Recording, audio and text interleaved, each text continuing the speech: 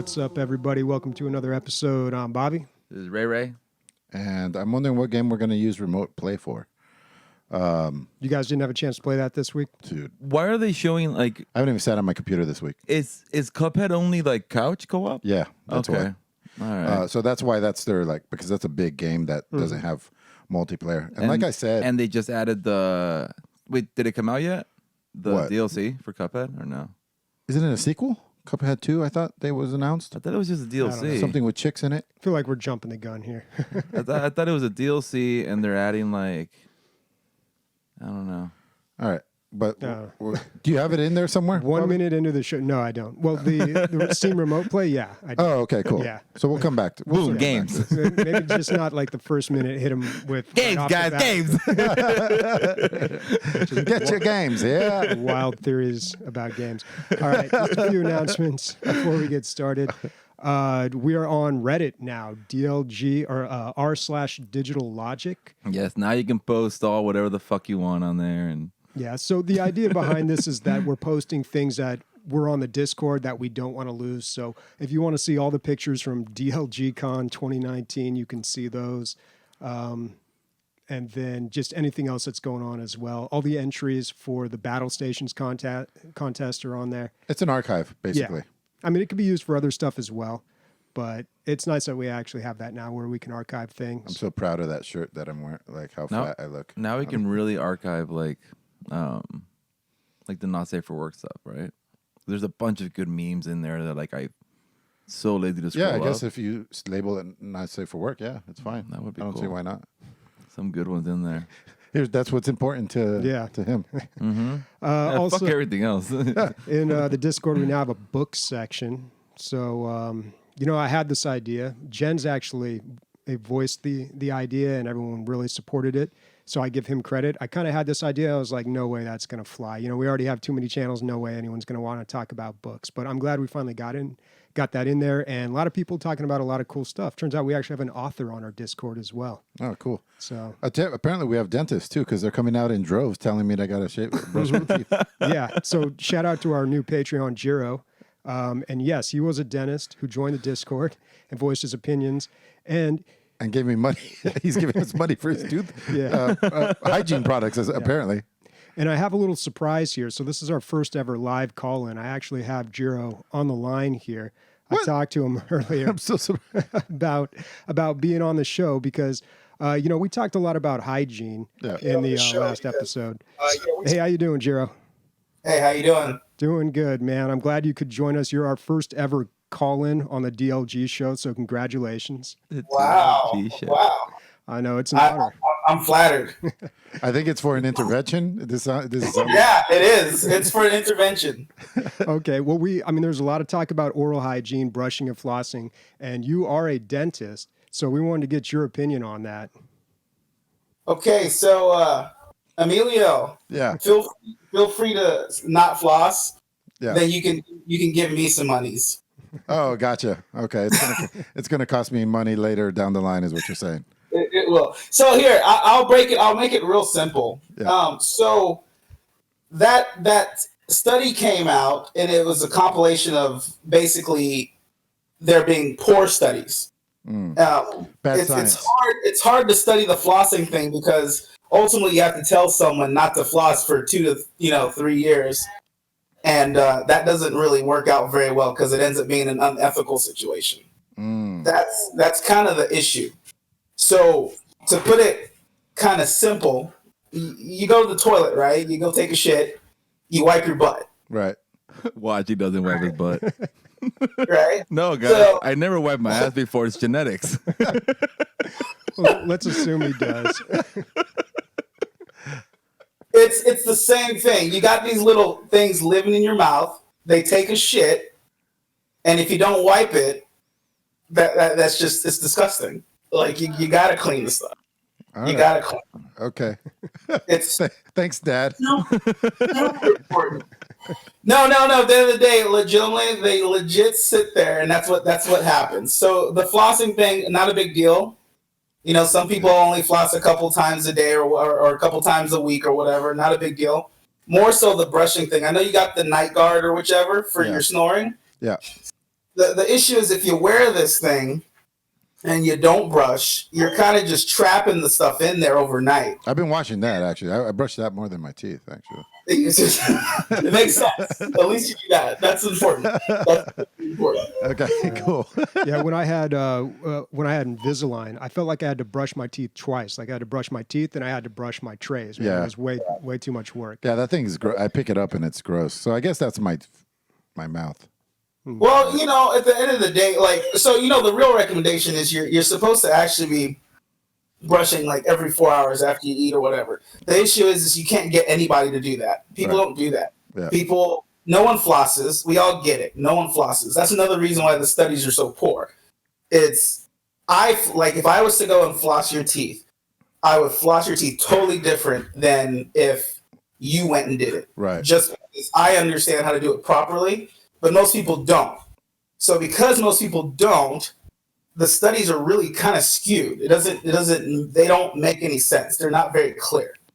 But I can tell you right now, if you were working with me and I stuck on you for, I don't know, about 2 weeks, you would notice a difference. If I sat there and actually like flossed for you and did all that stuff for you for 2 weeks, basically, if I just babied you through the whole thing. Yeah, because you would do it with love and care, and I do With it love and care. Right. Tons of love and care. And I do it with spite and angst. Well, if you don't do it a lot, too, your gums will bleed at first, and that freaks Yeah, you they'll out. bleed. Sounds man, like- super healthy. You got to guys. toughen up the gums. I That's love what it's all doing about. things that make me bleed. So, how long have you been a dentist, Jiro? So I've been licensed for about 5 years now. Okay. And as a dentist, this is going to be a random question here. Is there like a weird kind of intimacy that you experience with people when you're just like inside their mouth? Like, is it ever weird? I ask because I think there's a lot of sexual tension between me and my dental hygienist. It's a long story. Is it a boy or girl? Oh, it's a girl. You know, there might be, man. I don't know what's going on between your hygienist. I mean, I combine that with also the fact that I have a friend who married his dentist too, and I'm just like, maybe there's something going on. I mean, you are like inside somebody. Well, she's probably impressed with dude. You do everything right with your mouth, so she's probably it gets wet between the legs, dude. Maybe. Everyone's getting wet here. As I'm sitting here right next to my fiance. Oh yeah, probably bad question. Well, did you put your fingers in her mouth before you put anything else in her mouth? Like, was she a client before she was in love? No, actually, no, she was not. Oh, okay. Okay, well, there goes your answer, Bobby. Yeah, there goes my theory. Is she a client now? No, she's not. So she still doesn't let you put things in her No, mouth? still doesn't. Oh, no. man. Well, at least you can make sure she flosses. You can stay on her about that. Exactly, right?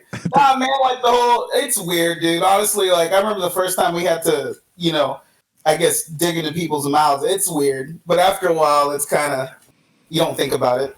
Yeah, You really get don't. the job. And then you learn to love it. And then you learn to love it a little too much. I don't know, You get man. fired.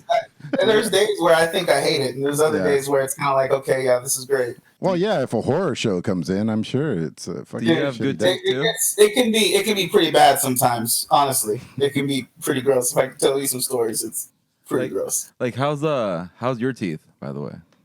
I think that I've had one cavity my entire life. Because like Pretty Daniel's a dentist, and he's like, I'm like the worst dentist in the way that my teeth are all fucked up. Are they? Are his teeth fucked up? Well, they're all crooked as fuck. Yeah, but pretty that's much not it. hygiene. Yeah. That's different. Yeah, I know. All right, dude. Thanks for the call in. We're Yeah, going to dude. start the show. All right. Thank you very much. And thanks for being a Patreon too, man. Yeah. Yeah, man. Appreciate All it. right, later. Kitty tier next time. All right. Step your game up. I'll start flossing. That was the informative part of our show. Now on to the regular show. Did you hear that, Bobby? I'm going to start flossing if he hits titty tier.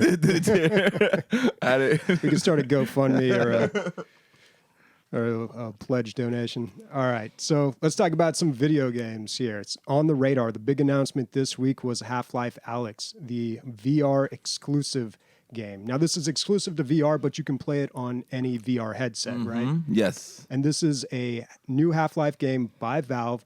They're saying it is as long as Half-Life 2, so we're talking 10 to 15 hours. They're saying it's over 15 hours. From there was like a 20-minute video. Did you watch it?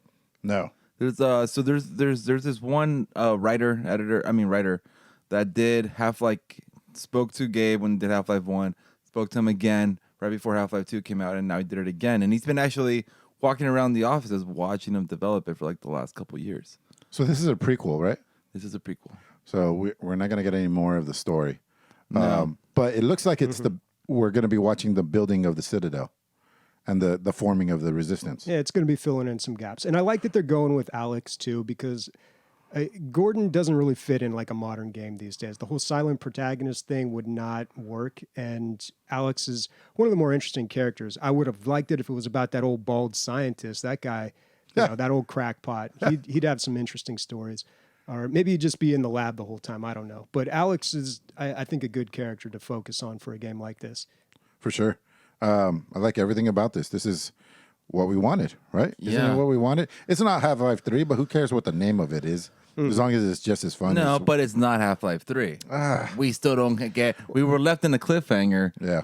Yeah, that's true. I mean, but that's Half-Life, man. Yeah, I know. But if this does super well, yeah, maybe of we will course, see it. of course. Yeah, and just give us a regular. I feel like Half-Life. they're playing it safe too. If they were to say this was Half-Life 3 and made it a little differently, then people would be expecting a lot more. The fact that this is a Half-Life game, but it's just like kind of an offshoot or a spin-off, then the expectations aren't as high. But I mean, dude, they're calling it their flagship game. Like this For VR, is. yeah. So when I was watching that 20-minute video, they started talking about how they started working on this the second the Vive came out. Yeah, that makes sense. And because they said like, oh, Vive's out, there's a couple games out, but there's no game. Yeah. And they were like, what do we do? Let's do something. Like, should we do Half-Life? Should we do Portal? And they're like, if we do Portal, we're gonna have people fucking throwing up and shit going through like all these portals. Right. And they're like, all right, then let's do Half-Life. So they started doing Half-Life with the old Half-Life 2 like models and stuff and like and all the textures.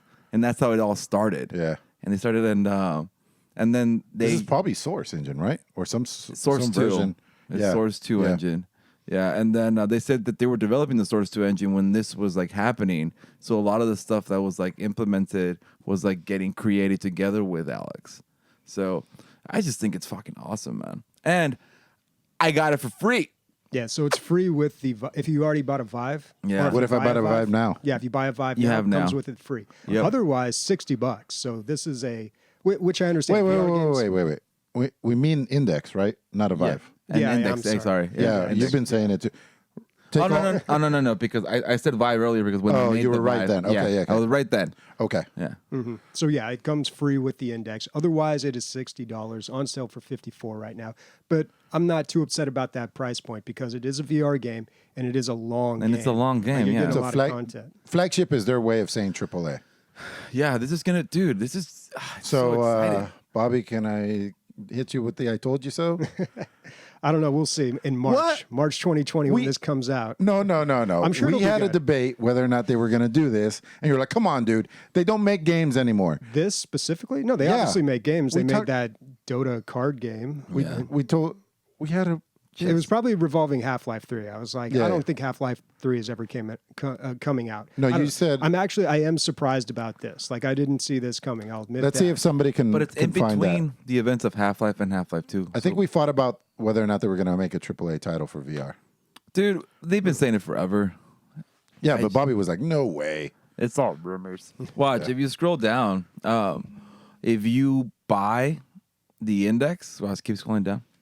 If you buy the Index, already own a Valve Index, look what you get. You get, right there, go down. You're right there. Extra content. Yeah, you get extra content. You get special Half-Life Alyx Steam content for CSGO. You get alternate gun skins, and then explore environments of Half-Life Alyx in your Steam VR home space. So that's kind of cool. Little extra perks for owning. some bonuses. Yeah. Yeah. And Looks like plus we're they're gonna have to doing buy this one, Bobby. Yeah, I mean, I don't know. we got to buy a VR kit first. Yeah, dude. So we are low on funds. So I was telling you about the VRs, and like you're going more towards the Quest, and then I was saying the Rift S has better graphics than the Quest, but it has cables. Yeah. So that's like the only, but like the Quest now you can connect it to your computer, but then it adds a cable. but it makes Yeah, it you have Are to you buy sure? a cable. Are you absolutely sure that the it's called Quest has less resolution than the Rift S? It's significantly cheaper, so I'd assume Yeah. the specs are lower. Now it's the same price. The Rift S is also $400 Well, or $500. my big thing was that we're going to be passing it around because the DLG Yeah. owns it, not me. Yeah. So Well, like the Rift S, I think it's a quick connect. We all have good enough graphics cards for it. well, once we have the money, I'll start doing the fucking research, I think. and then we'll talk about it. I think the Quest would be fine. That'll be fun to like. Actually, I'll talk about all the research too. Yeah. Well, I think we're getting to a point now where it's starting to slow down a little bit because for a while it was just like, why buy a VR kit? Something bigger and better is coming out just in a couple of months, and everything was in beta. And I don't know. Now things seem a little more stable, so And I feel also better think about investing in one. it's definitely going to be a while before something beats the Index. I think. Yeah. I think we've Yeah. kind of hit a plateau as far as graphics go. Yeah. Because we tried the first Oculus, and that was rough. I mean, that Oof. was not good. That gave everybody a upset stomach. Everyone. Well, I tried it. This will be probably the best graphics ever in VR. Yeah. Because I've never played a game that comes close to. Well, how do they handle movement on the Index? That's with a little joystick on it. Well, It's up to them. It's up to the yeah, developers, it's up to right? the game. Like Well, some games do the teleport thing, but I thought the whole thing with the Index was now they had these little joysticks. That's how you could get around. well, that's the thing. So like they do have joysticks, man, but the floating sense kind of sucks in VR. It's like I've never really been like I haven't been a fan. I tried it with Forest, with the Forest. I also tried it with Pavlov. Yeah. And when you're playing Pavlov and you're just you're pressing forward on the joystick just to move, and the first time it's overwhelming. Like you're just like it's like it just kind of like pulls you back in a way, like you're like floating through it because you want to walk, dude. There's like a part of you that wants to fucking move your feet. Yeah. It's so weird. Yeah. That's why I like when it's like room space and you can actually walk around and roam and look at the whole room. Like that's fun, but I don't know how they're gonna do with this. I don't know if it's Whatever it is, I trust them. They're It's probably gonna gonna be right. teleporting. Although they did fuck up the controller. Remember when the controller Yeah, came the out? controller, the Steam Link, they've had a few misfires. Yeah. But yeah, super exciting, super awesome. Seeing how desperate they were before Gordon showed up, that's going to be cool looking. Well, I think Yeah. there were some rumors as well that they're going to be working on some other titles as well, Portal games, Left 4 Dead games in VR. So maybe we'll see that in the near future as well. And it looks like she has a gravity gloves, Yeah. so, which is going to add so much mechanically, like so many mechanics through that one mechanic, like VR mechanics. Like, you could do a bunch of Jedi shit. She's just calling shit over that she wants. That was so smart to use that, right? Yeah. That's so cool. And maybe that's maybe how they get around the walking around. Yeah. Maybe you just summon whatever you need for that room until you go in the next room. But who knows? So I'm guessing this game is gonna end the moment you meet Gordon Freeman. Yeah, probably something like that. Yeah, because it's because I just read right there. It's in between Half-Life and Half-Life 2, so it's a prequel to Half-Life 2. Yeah.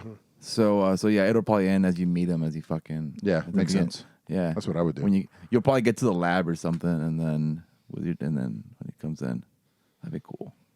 All right. Well, also coming up, possibly, this is from the rumor mill here, possibly BioShock 4.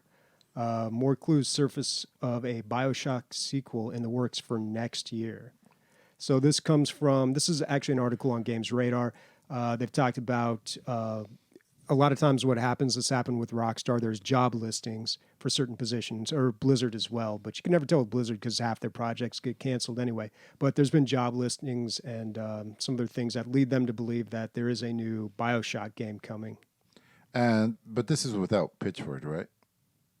Is it Pitchford that makes it? Randy Pitchford? Is that the No. BioShock guy? What's his Ken name? Levine? Ken Levine. Yeah. That's without him, right? Yeah, I believe it would be. Yeah. I wouldn't get too excited about it, guys. Yeah, what was really kind of scary here. Well, let's see if it's I a could find it. completely different set of people making something with the same name. So you never know. It might be good. It might be bad. It probably won't be that good, though. It's not as good as Infinite. Yeah. So there's a quote here. The position reveals that 2K is looking to build a post-narrative set of systems, quests, and player progression that gives our fanatic fangirls and fanboys more content to experiencing an ongoing live service basis. So sounds like they're trying to do some sort of live service game. What about non-binary fans? They didn't say anything about them. Yeah, I don't know. It's terrible. The world we live in. So I don't know. It could be like a Destiny 2 type game or something like that, which doesn't seem like it would fit BioShock, but who knows? Well, I guess if they are all about, well, it went into the infinite realities, right? So it kind of plays into that, where you could play the same things over and over with different rule sets. You know what I'm saying? Mm-hmm. Like the same. If you like went through maybe narratively, you can make that work, but or even mechanically, if you're going through the same dungeon over and over, but there's slightly different rule sets for that world. Yeah, but that's not what made BioShock great. You Right. know? Like that's so far apart from.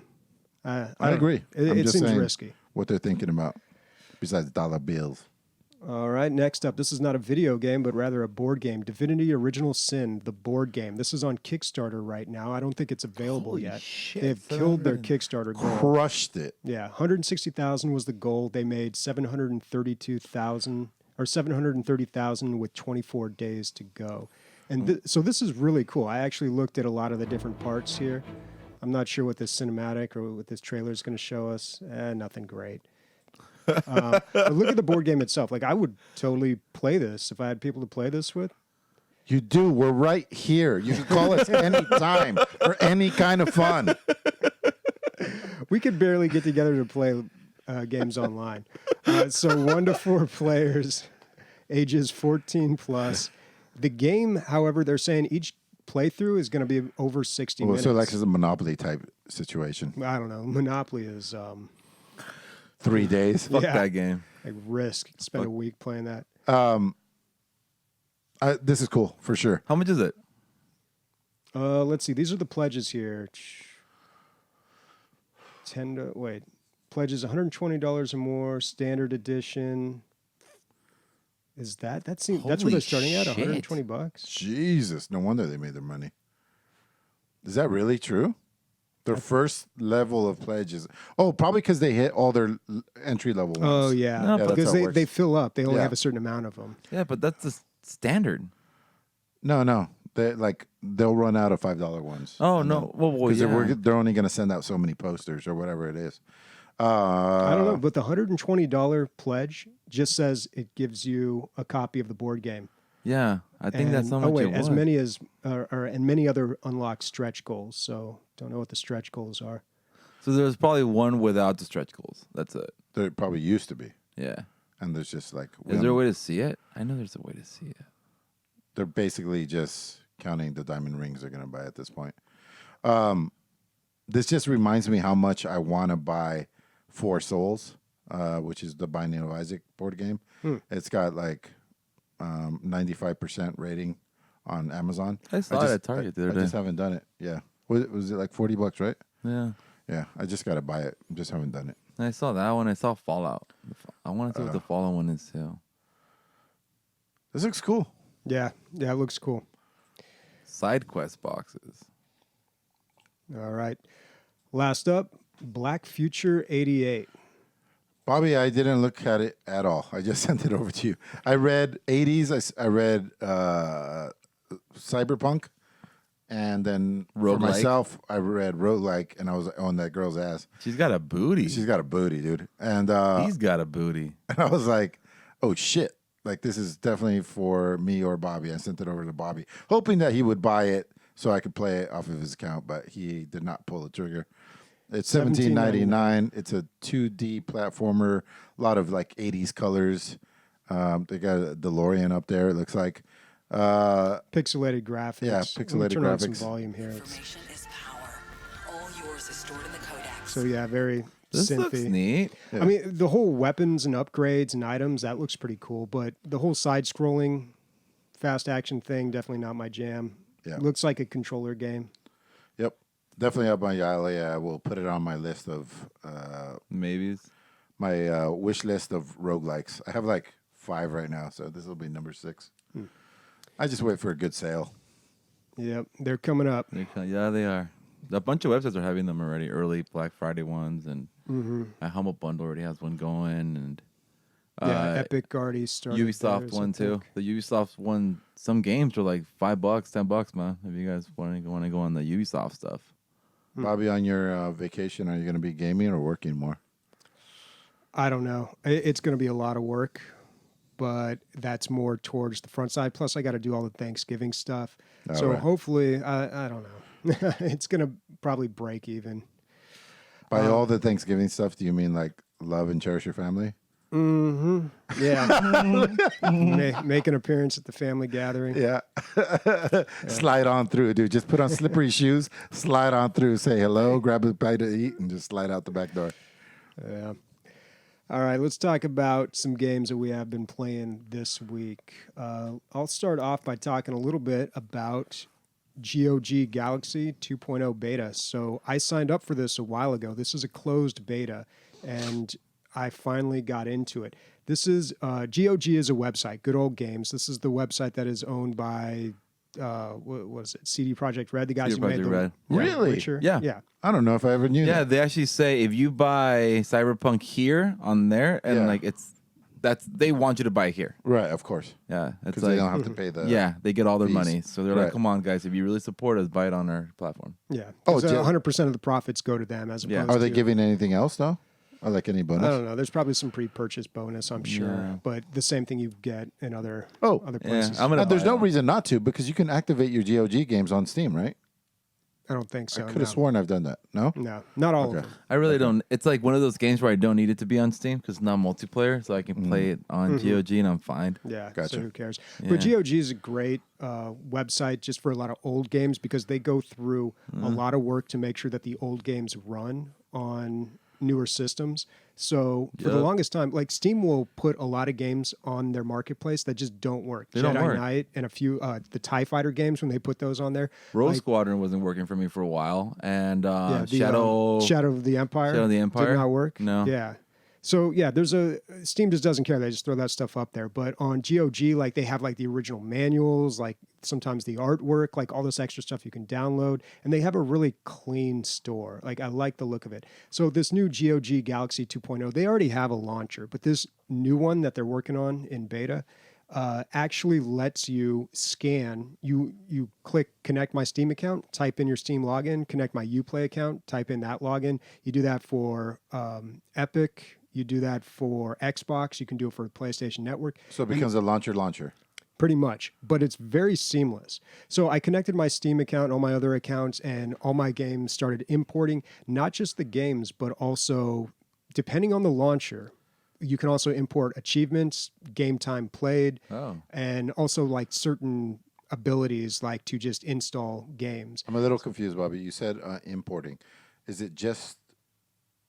Obviously, it's not uploading the whole game to their No. servers. No. No. Okay. no. It's just what it Just does. basically their basic... It didn't take long, is what I'm saying.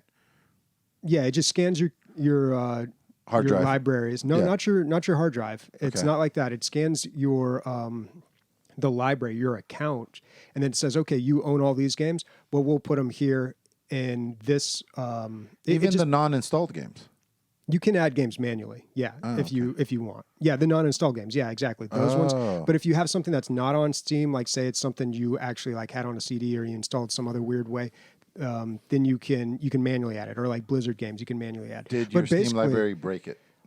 It crashed several times. Yeah. It crashed a lot, and it took about a half an hour to import the whole thing. Yeah. But it did it. And once it was in there, like they have a nice clean interface. You can look at thumbnails or you can look at a list, and it gives you all these different categories and columns that you can see. So one that I found was really cool was year released. So I could just check that. Now I can see the year the game was released. I could sort it by year release, see all my newest games, see all my oldest games, That's cool. see them in chronological order.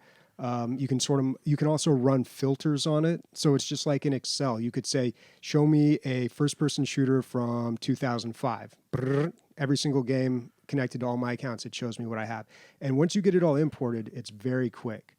So we've, especially Chi was very anti all launchers, and especially Epic and fucking whatever.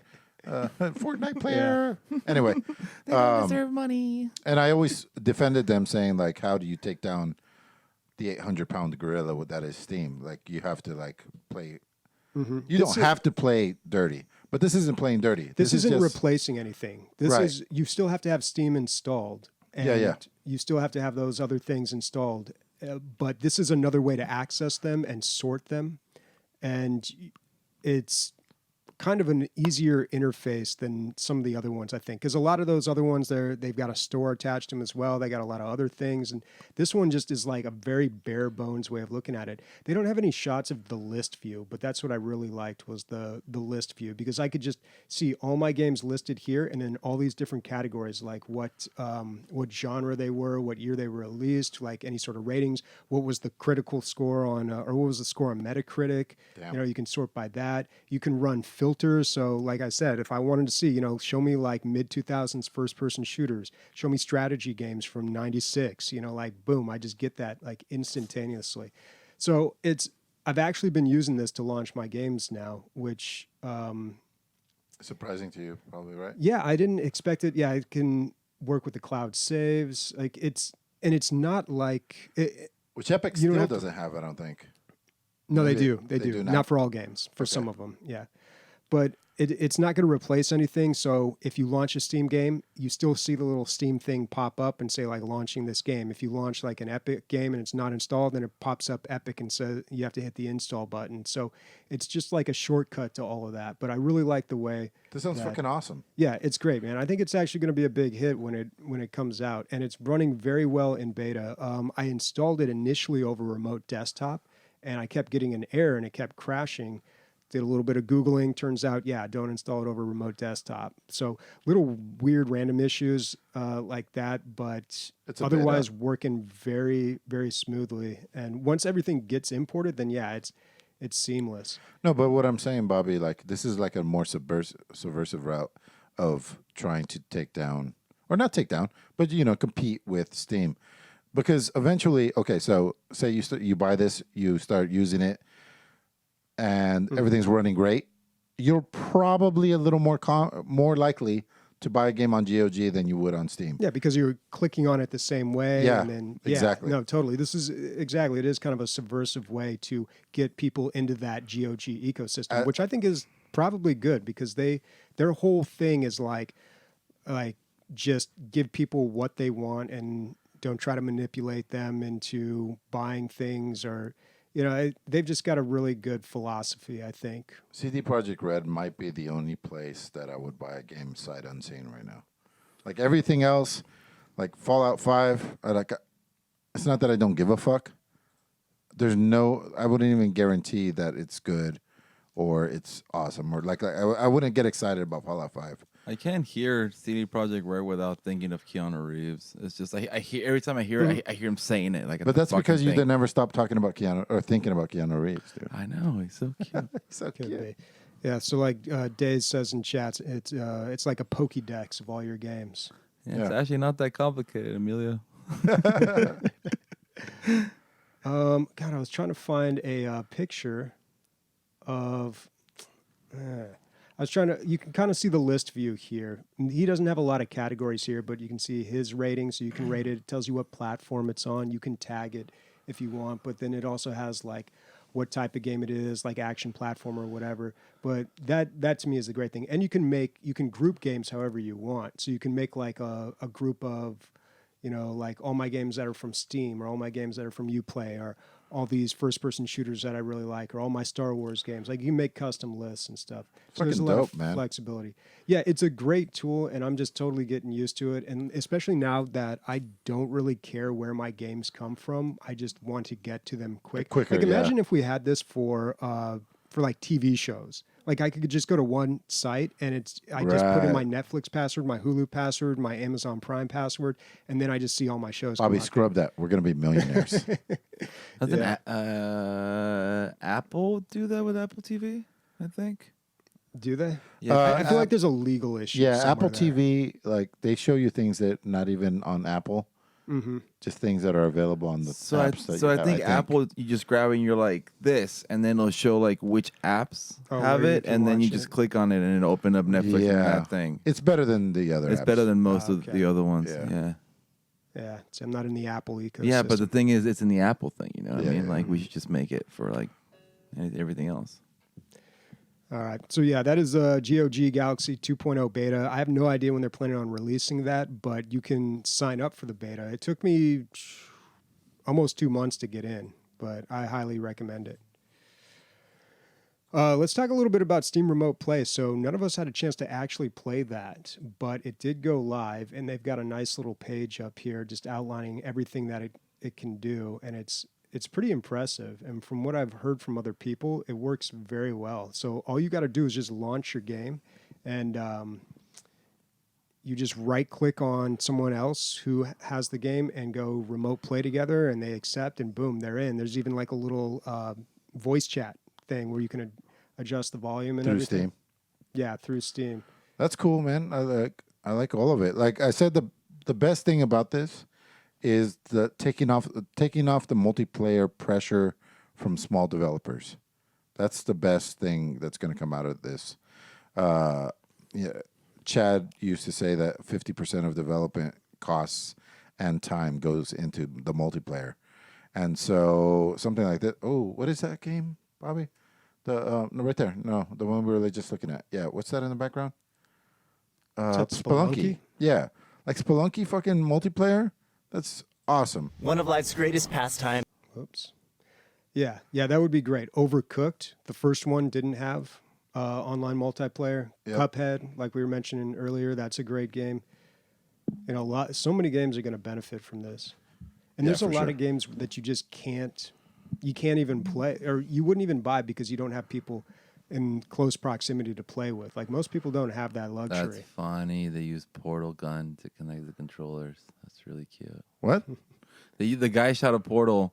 Oh, gotcha. Yeah, and they threw the controllers through the portal. It looked really cute. Oh, Portal 2 doesn't have online. Oh, yeah, it does. Yeah, it does. Excuse me. But yeah, But so this is hopefully we'll awesome. get it. Yeah, we should really try to actually play this and have some personal experience with Doesn't it. it seem like all the launchers are getting their shit together at the same time? Oh, except for fucking. What are you talking about? Epic Launcher sucks. It's So they just don't have a lot. It's like whatever. Yeah. matter. So They give away pretty good free games. The yeah, EA they do one. that. The EA one is the worst one. Well, I mean, it's No. just Origin. Origin is like it crashes and it just doesn't download shit. That's and your computer. It's hard to no. I haven't She had was any having the same issues. issues. That's She's with it. computer. Yeah, but how much do you guys use EA? Well, a Origin? lot now that I'm A playing lot. Jedi Fallen Order. I play Apex like every other day. All right. It's your computer, bro. Fix it. Reinstall. Reinstall. Yeah. So, Have you tried turning it off, then on? Emilio, on. did you get a chance to play any more Legend of Bumbo? No. Okay. No. Yeah, I wasn't sure. I probably got an hour and a half of gaming time. And when I got back from Utah, I was like, I had just driven for 30 hours or so and, over 3 days. And I was like, I just need to unwind. So I played Binding of Isaac for that hour and a half, I think. And then, or for about an hour. And then I played some tabs. But I didn't really play tabs. What happened was it's one of the games that I show off to people when the people are like, show me what you're playing these days. So I think any guy, I say guy because like I've never been a girl, so I don't know, but I don't think they, for the most part, play soldiers in the backyard with like little figurines. And that's what this is for me. It's like, that's exactly what it is. It's in my review of it. Like, I feel like I'm setting up my little soldier men like I used to do with all my G.I. Joes, but now they come to life and they fight each other, and it's hilarious. Like ridiculous physics, stupid things happen all the time. There's a new update yet again. They did a Halloween update, and it came with its own army. And to say there's only, at the time, there was only like 8 armies. So them adding another army just for Halloween that stayed was fucking awesome. There's these crazy looking, I don't know, you got to check it out. There's skeleton warriors and stuff like that came out with them. I don't think you'll find it, Bobby. Maybe. Probably. Oh, that guy right there. Go down. That thing right there. That thing is fucking creepy, man. Like Slender Man. Yeah, it's like fucking thing. Slenderman, and it has tentacles that go out and stab everything. They're so fucking powerful, overpowered even. But yeah, still loving the game. And my non-gamer friend that sat down and played, I always start them at the beginning. Maybe by level 3, he's like, "This is fucking awesome." I'm gonna wait till they add the multiplayer. And if you look at that's the weirdest thing about this game. Like, but there you go. Like that's how hard multiplayer is. That they've been avoiding it. But if you look at the reviews, overwhelmingly positive, 14,000 reviews. So, or more than that, like 19,000. 95%, 99%. Yeah, That's it's fucking ridiculous. That's how good this game is, guys. So do yourself a favor and pick it up for $15 or whatever it is. It would be so cool to play this multiplayer, man. Just setting up my little guy. Yeah. Battlefield. Yeah. There's like so much of it is very random, but then it's also very strategic in certain parts. Because even though it might get to a point where like they're just kind of doing some funky little thing and like the last two and that part's random. Yeah. But you can still get it to a way where No, for sure. you can totally have an advantage, or you did something better than the other guy. You're raising your odds of winning by being strategically minded. So like you can have a 75% chance of winning because you're strategically better, but these little guys are retards. They walk into rivers, they drown themselves, they kill themselves all the time. Like you never know really what they're going to do, but you can just weigh the odds in your favor. Yeah. Better. It's just crazy how like it would change so much once this becomes if the multiplayer ever does come out, because when you're playing against a computer, you already know what's going to happen in that stage, right? Because like it's never a random generated stage. It's always like this is the stage 1, and it's, right. the guys were always set up that way. Yeah. But when you're playing someone, you have no clue what's going No, for on. sure. That's fucking crazy, because it's like I wonder how this guy's gonna imagine like maybe you don't see anything they're doing. Blind would be great. Blind. Yeah, dude, that'd be super like you cool. can't see the other side, and you both have the same amount of points that you can spend. Yeah, exactly. Oh, and there's a new thing that you can do now. There's different formations you can make.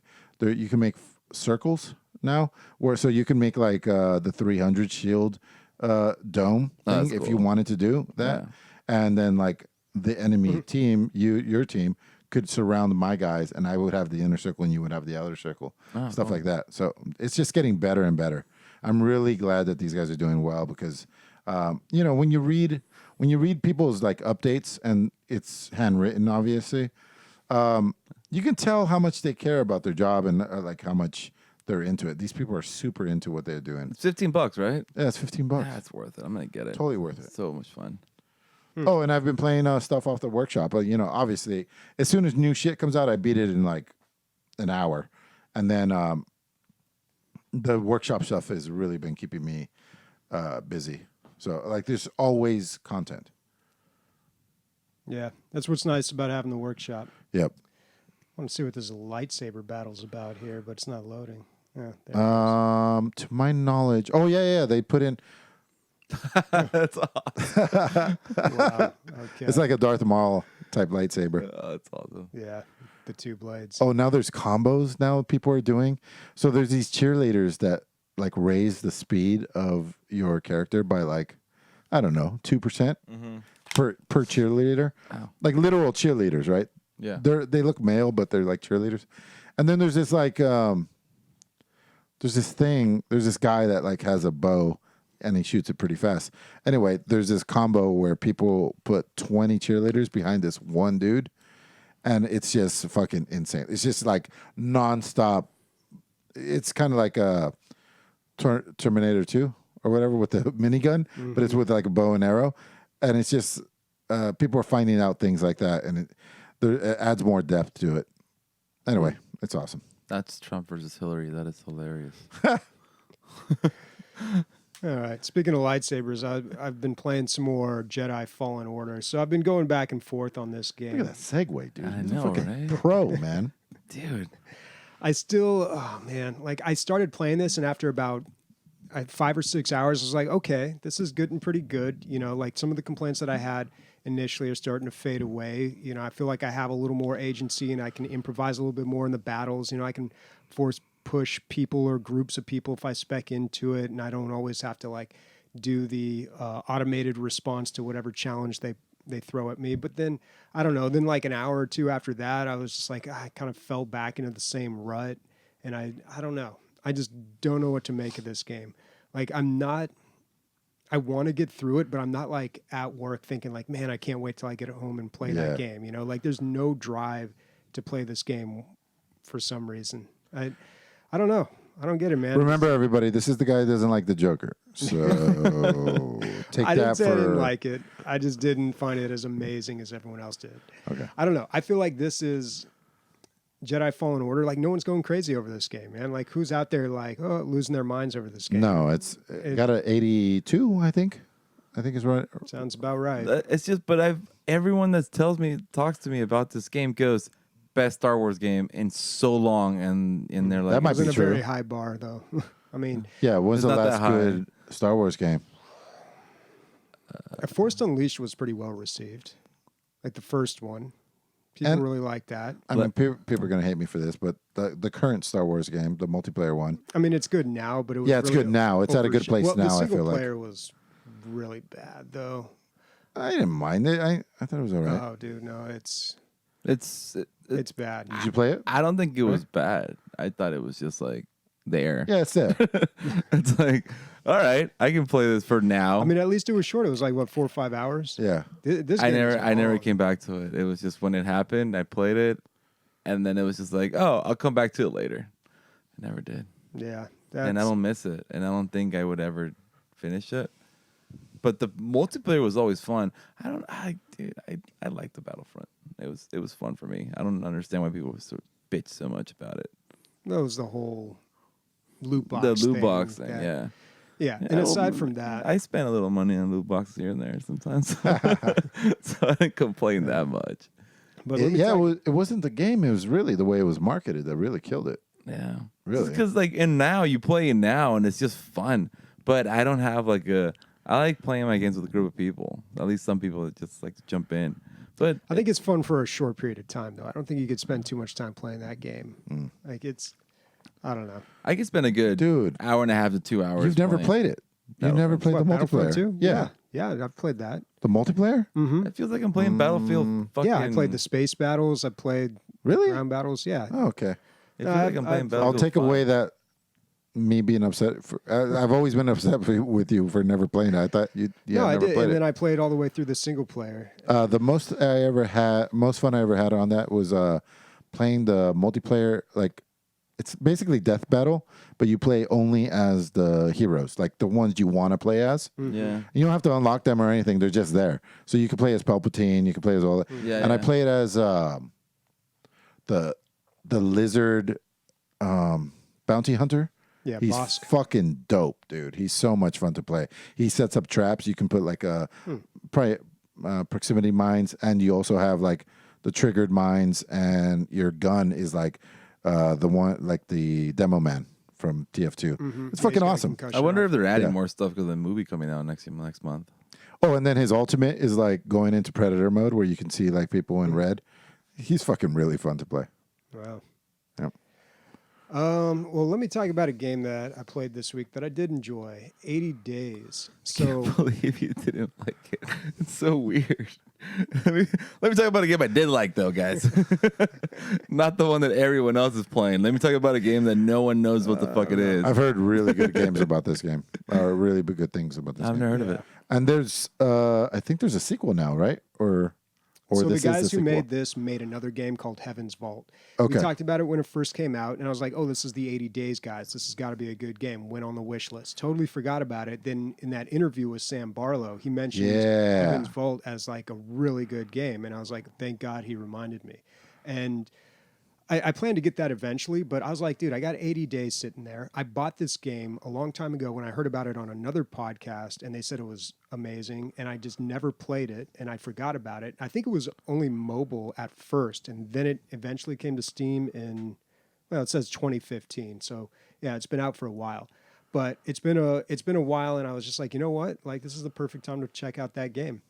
while it's on my mind before I forget again. And it's really good. Like the writing is really good, and there's a lot of writing, and it's written in that old English. So this takes place, it's like Around the World in 80 Days. It takes place like turn of the century, late 1800s. And Are you in a weather balloon, or a hot air balloon? All sorts of travel here: Okay. trains, cars, elephants, hot air balloons, Whatever. Yeah, zeppelins, and you're in kind of a fantasy world as well. Like there's these things called automatons, which are like robots. Yeah.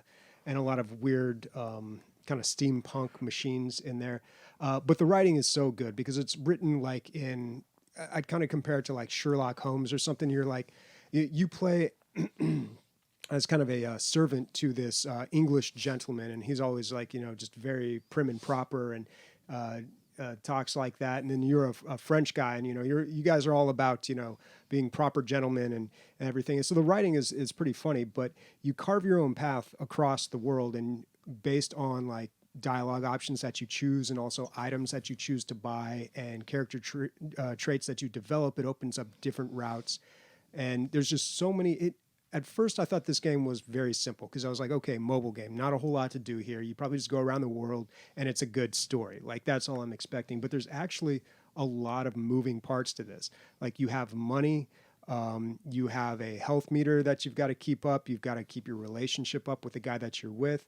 And all that stuff can determine what routes you find out about. All these different options come up. Like, if you have a character trait, like you're kind of rowdy or, if you're suave or something, then maybe you'll get some more information. You make a decision what you want to do while you're traveling. Like, do I talk to my guy? Do I give him a nice clean shave and make him happy and improve my relationship with him? Or do I get drunk with the sailors and then maybe find out about like another way to get to, like a shortcut I can get through Bermuda? And I happen to have this item, so I get a discount when I take this path by car. Like, Are you getting a little? I'm getting a little bit of FTL vibe, just a little because of the. Yeah, but no combat. Right. Yeah, maybe take out the combat. Yeah. And there's so many routes, and it's all. I had a really hard time when I was not in the United States. So the route I took, you start in London, and I went down just above Africa, kind of went through the Middle East, and then I went. I avoided Russia, went through China, went through Japan, and then there's a mutiny that went wrong crossing the Pacific Ocean. So then I kind of got rerouted, and it was sending me way down south. But I really wanted to go through the United States. And once I got there, I found it way easier to navigate because I'm like, okay, It's your shit. yeah, I know where these cities are that they're talking about. And around, Did you drive to your own house? No, I didn't. Well, I went through San Francisco, and then kind of cut a path along the southern route, then back up to New York. Yeah, it was real out of the way, but So is there an overarching story that's going on other than no, it's just it's the plot of Around the World in 80 Days. You have a bet with you have a gentleman's bet about a race to go around the world in 80 days. Right. I have not completed it though. I've made it so one playthrough takes about 3 hours. I didn't make it in time. I did 89 days and I lost it. I lost the race. So at the end he says, well, I guess we got to try again or something like that. I don't know. It's obviously written much better than that. So then you try again. So I'll probably give it another shot. I mean, at 3 hours for like the whole playthrough, and most of that is reading. You got to be okay with reading, but it's good. I bet it depends how different the second playthrough is to the first, whether or not you're going to play a third. You know what I'm saying? Yeah. Well, he said when he was saying like, oh, we should try again, he said maybe a more southerly route. So I don't know if that's the game telling me like, hey, you should have gone a different path. But really, there's so many variables. Yeah. Like I could buy items, that make my guy work better if I'm crossing oceans, or I could buy items that work better in other ways. You can also buy items where they say like, hey, this will sell really well if you happen to be going by this town. So, if like that is where I'm headed. I don't know. There's so many different things that can happen. I like it. Although I kind of like it more for mobile, personally. This would be a great mobile game. Yeah. This would be a fantastic mobile game. Like just to pull this out and like go through parts of it every now and then. Yeah. And it's only, let's see, it's $12.99 on Steam, but it's been on sale, let's see, for $3 on the Humble store. Yeah. This game is not expensive. You can find it for pretty cheap. Cool. Yeah. It's nice. Glad you're liking it. Yeah, I wouldn't compare it too much to Disco Elysium. Disco Elysium is more about character traits and what's going on with you, and this is way more about like external stuff, I think. But it is, if the whole reading part is very similar because there's a lot of reading, but it's really good. So Well Yeah. written. yeah, definitely recommend it. And at some point, I'm going to play Heaven's Vault for sure. Cool. All right. Oh, we got a subscription that was from 3 days ago. My bad. Thanks, Bobby. Oh, because I was playing. Oh, did you change what? Yeah, I did. Oh. I adjusted that.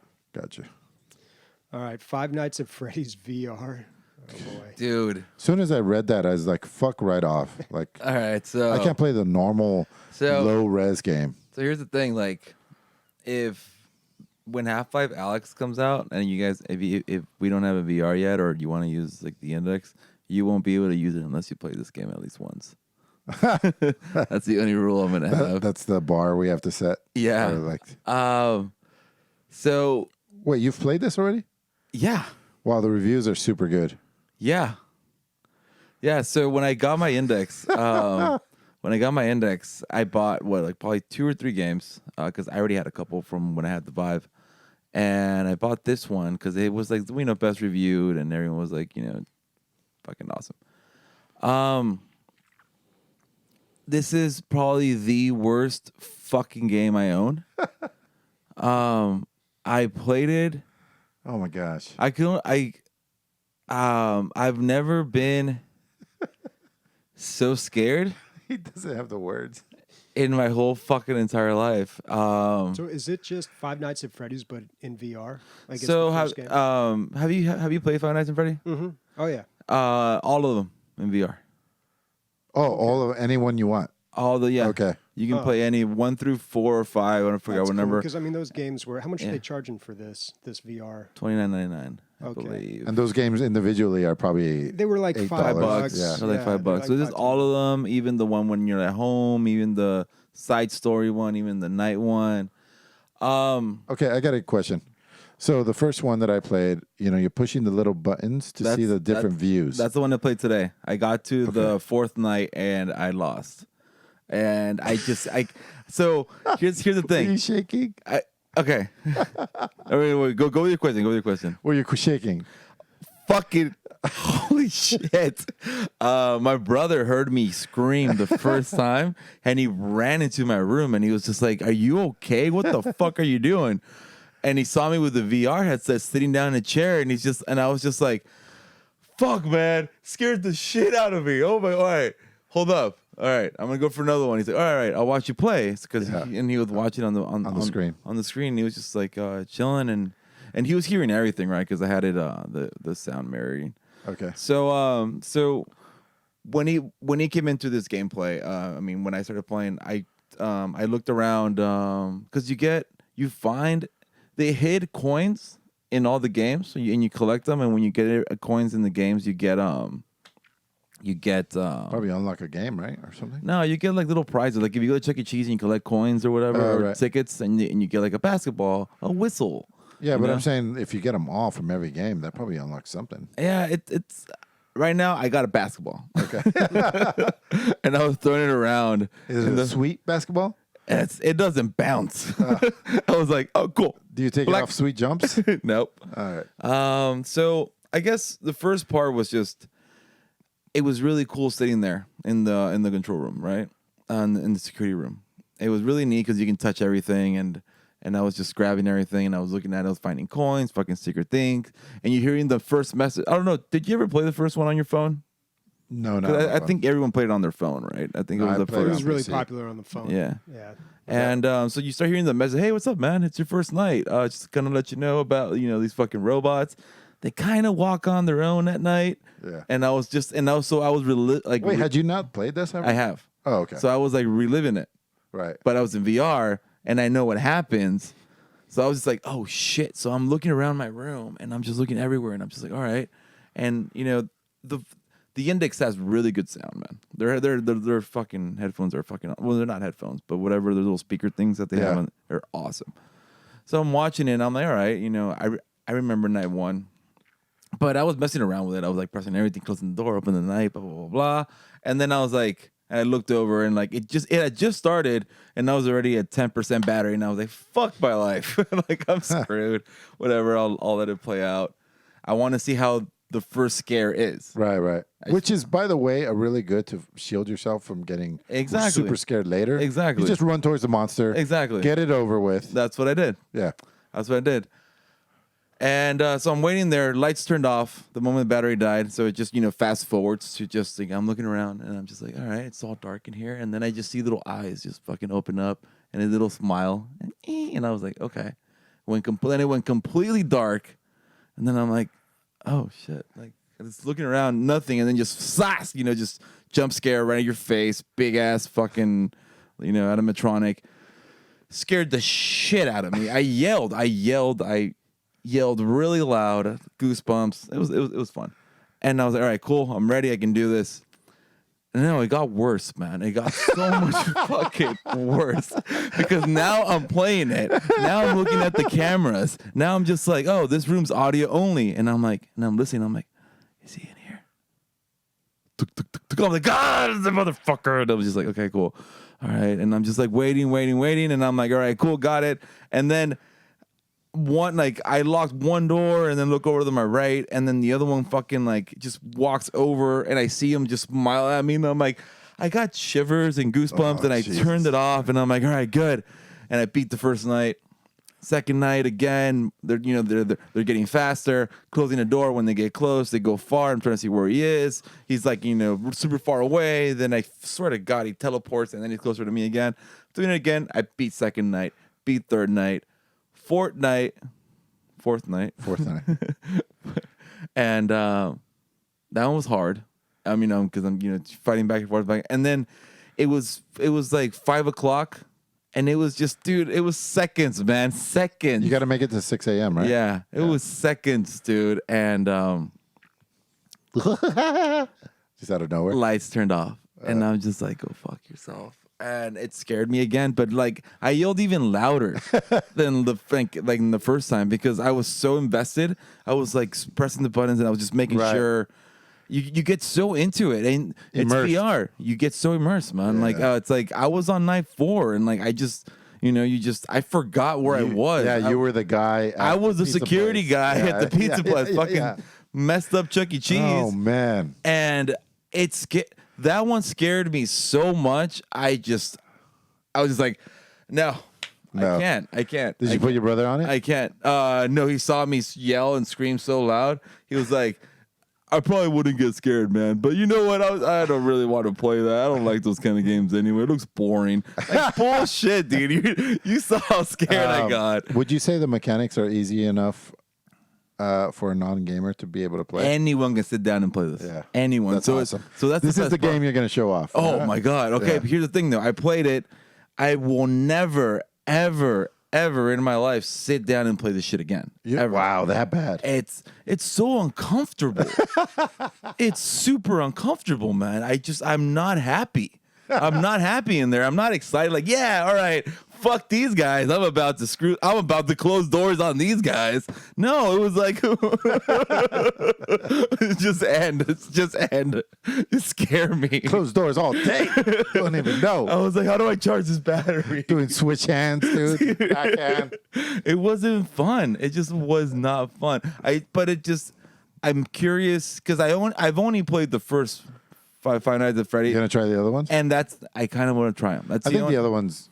I don't think they're as good, but whatever. Yeah, so that's why that's a guess. I kind of want to try them because I did play the first one on my phone, and then it was just like, a couple of times trying to beat it. Got scared a couple of times, and I'm like, that's all I need with this game. I don't need it anymore in my life. And but this dude, it's so worst game ever for VR. That's what I was gonna say. Wrap it up. Is it good or bad? But it's both. It's great. It's very immersive, very fun. It looks good. It looks really good. I'm guessing each one looks better because the graphics kind of get better for each one. But I thought it was great. I am gonna try the other ones. I want to scare the shit out of people. I want people to sit down and become the security guy.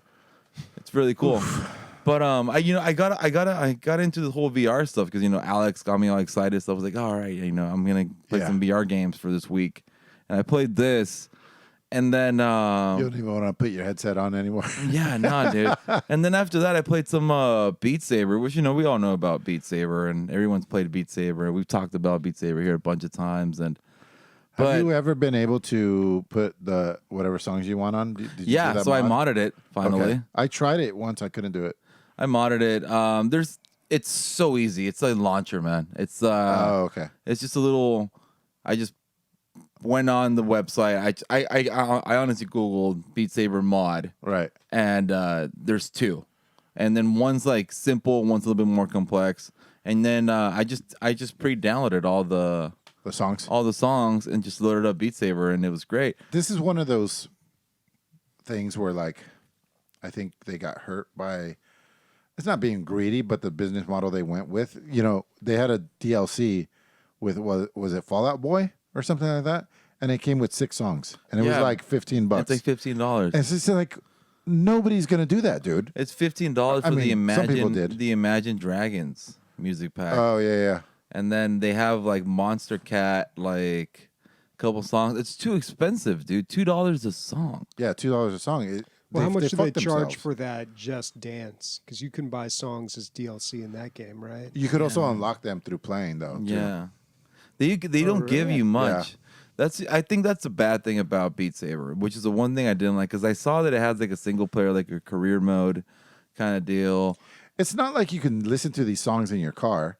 Like Yeah. you're not buying. They're for one application. They should be like 20 cents each.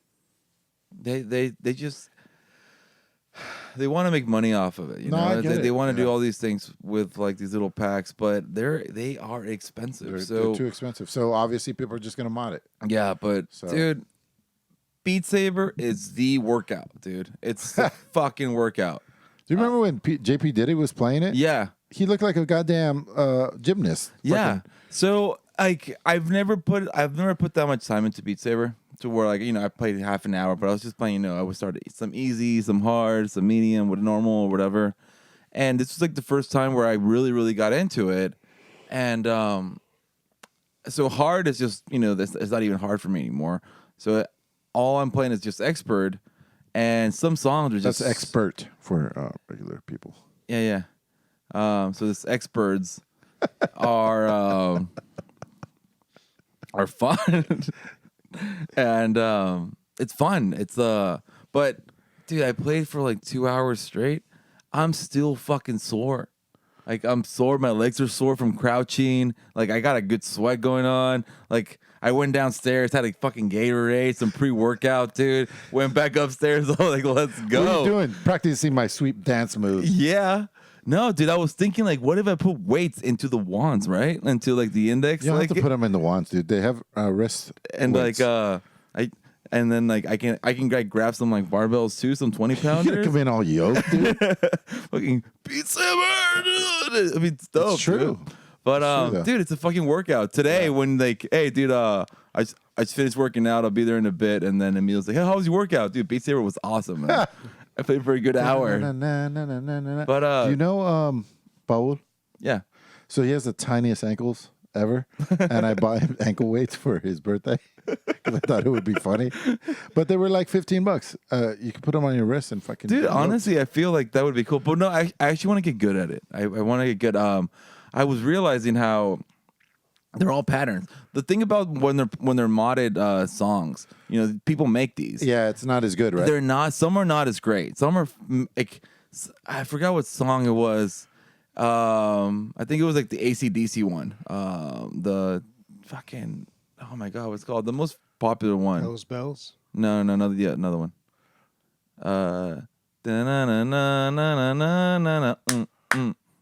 on, guys. TNT. No, not that one. No.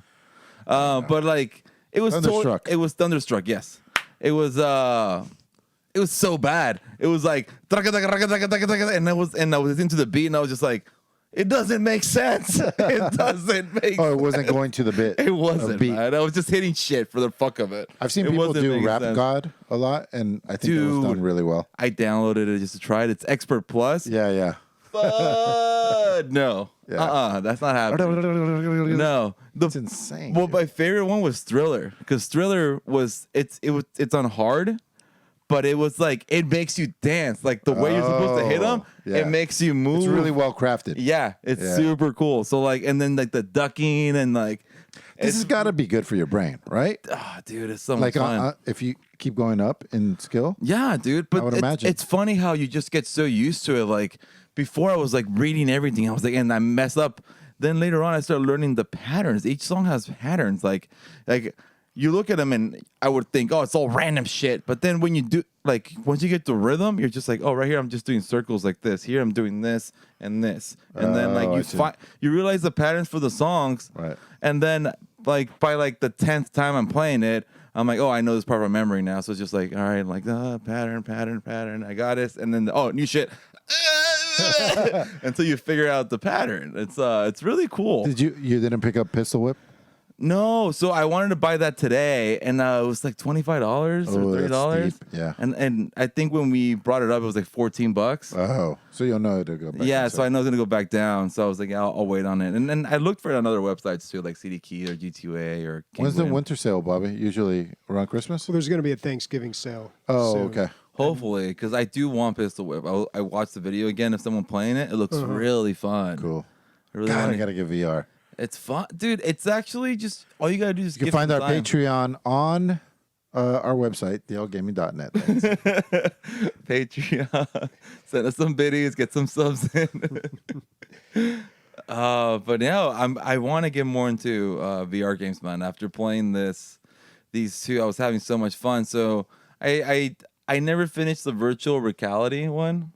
Oh, that one's fun. So I never finished that one. So I re-downloaded it, and then I re-downloaded Trover, so I can finally finish Trover. So I'm thinking I'm gonna finish Trover this week, and then also the virtual. What's the other one, reality Bobby? Is it like it's called Office Space or something weird? Accounting. Accounting. Yeah, I downloaded that today Accounting too. Plus. Okay, I would play them in order because they get perpetually better. So like Accounting Plus is down. That one's like $7 or $10, I think. So I want to play that. And I was looking at other games, and like I want something with a good story. I want to feel if I can actually handle a game that progresses, like a good. It doesn't really- exist yet. That's why we got to talk to that VR guy with his VR game. And how Well- I'm really curious about how the announcement of Alyx has affected his project. Obviously, you're going to still keep doing it, Yeah. but they kind of made what he was going for. Like a fully. Well, they have what's it? Well, if you look at Arizona Sunshine, that's progressing, and you go back and forth because you end up finding a battery that opens up this door. Sure. And so like, and you're like, But it's not a story. I yeah, don't think. it's a story. Okay.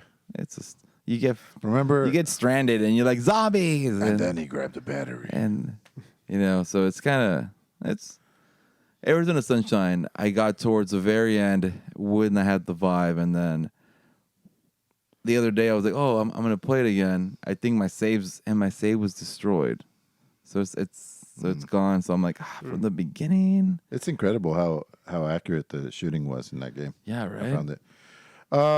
Very last thing. The reason I am playing any games this week is that I was traveling the entire week. I drove to Utah for a job, Salt Lake City, and then came back. Not much to say about Utah except for it has a lot of rocks. It's just like the whole state. I drove across the state twice. It's a city, and then it's 4 hours of driving filled with rocks, and then it's another city. Salt Lake City, I've been there twice now. I wasn't there long enough to speak on it, really.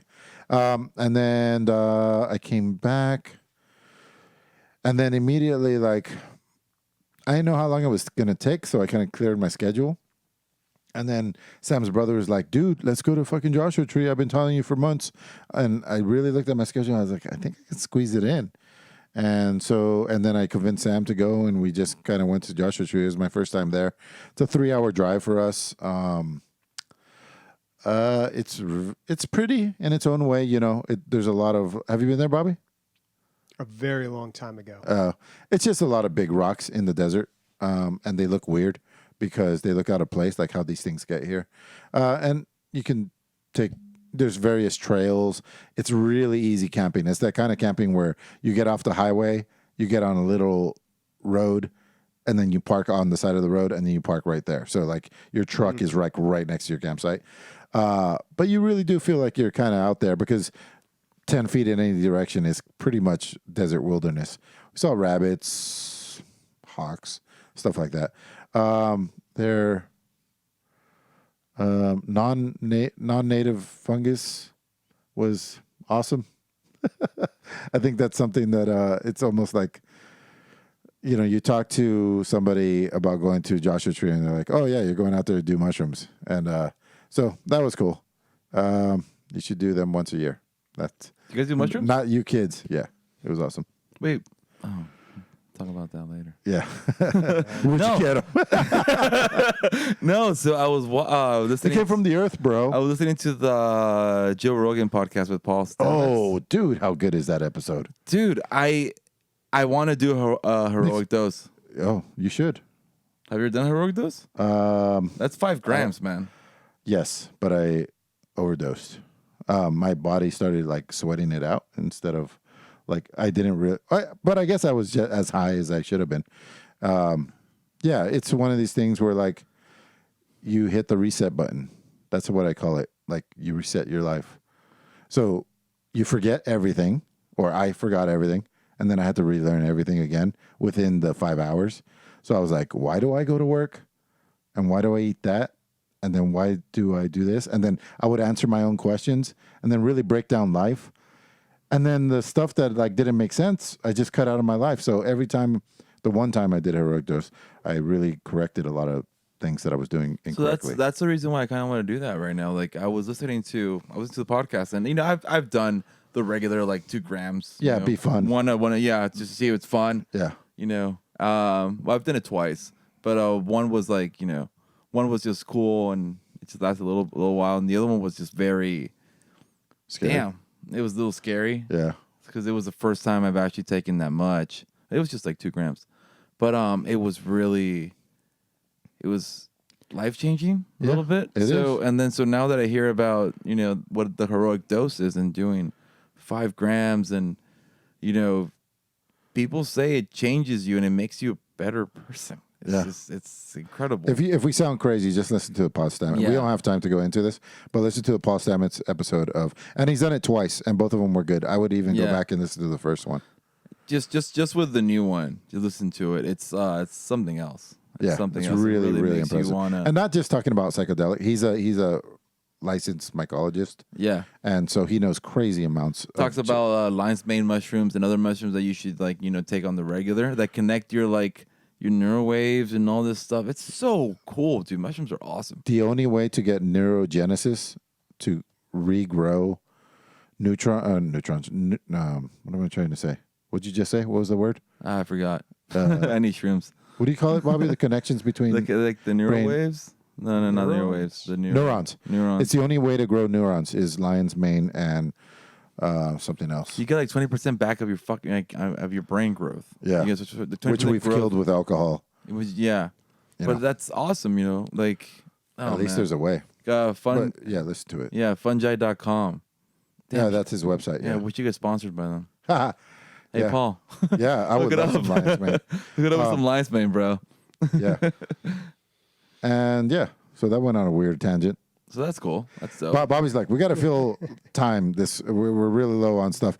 I never say that. Oh wait, are we having We'll fill it with illicit drugs. Are we having the intermission?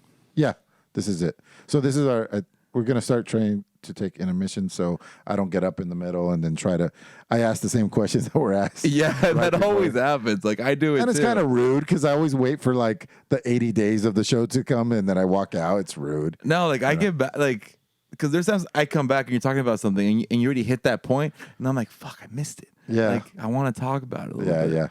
So I think we're going to try an intermission. Yeah, so this is our first intermission. We're also going to try something new later in the show too. Yeah. Okay, we'll be back. Yeah. All right. I'll leave the stream running, but I'm just going to cut the audio. Yep. All right. Cool. We're clear. JP, thanks for that sub. Yeah. Well, do it online. Do it when it's like, yeah. Well, it's on the stream. I think the Twitch part's the part that matters. Yes. You gonna pee? Yeah, I'm going to pee.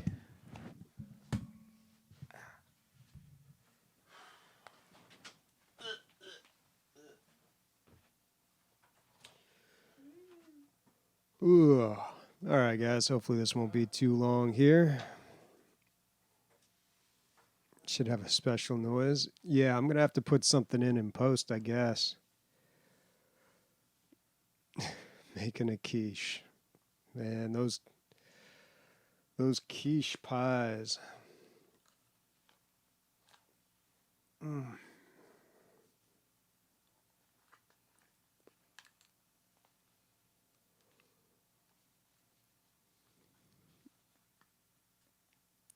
Click a button.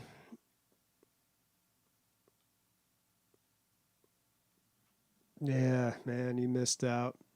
That is a damn shame. I was looking through all those pictures again. It's hard to believe that was, 2 months ago? Crazy. Feels like it's been an eternity. I don't know.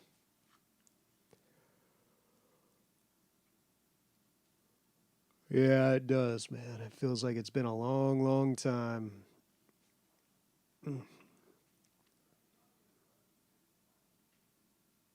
Doesn't even feel like I got the week off right now. So hopefully I'll have to remind Emilio when he gets back here. But we're hoping to have some new Patreon content coming out pretty soon too. I think we're going to do it at the lowest tier, like the $5 tier. So we're going to try to see a movie once every couple of weeks or once every 2 weeks, I think. And then do 10, 15-minute review, like video review of it. We're just trying to think of stuff that we can do at the $5 tier. I feel like we need more there. I can't read the chat from here.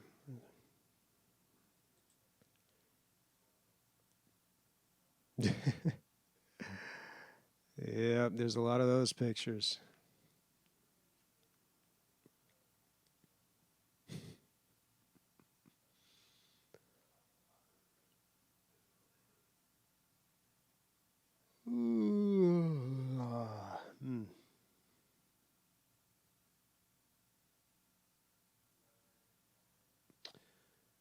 Man, I'm tired tonight. It's like almost cold for the first time ever, too. Almost wore a hoodie today. Came close.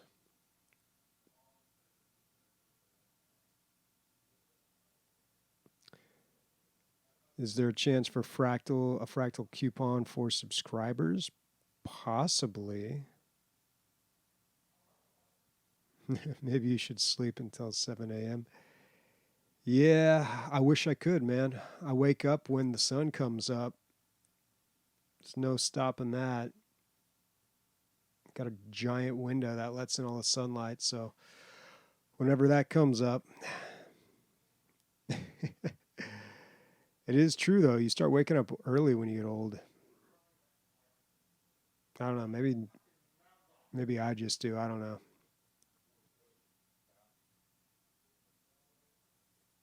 Yeah, we should see if we could get like a coupon, like a promo code or what they do when they have get 15% off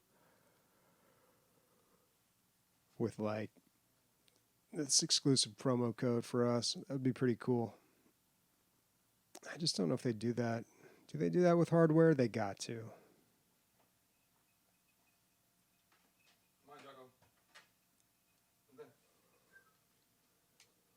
Oh, you know what? I haven't even looked at our Twitch page. I don't know have you started making some of those changes that you were talking about?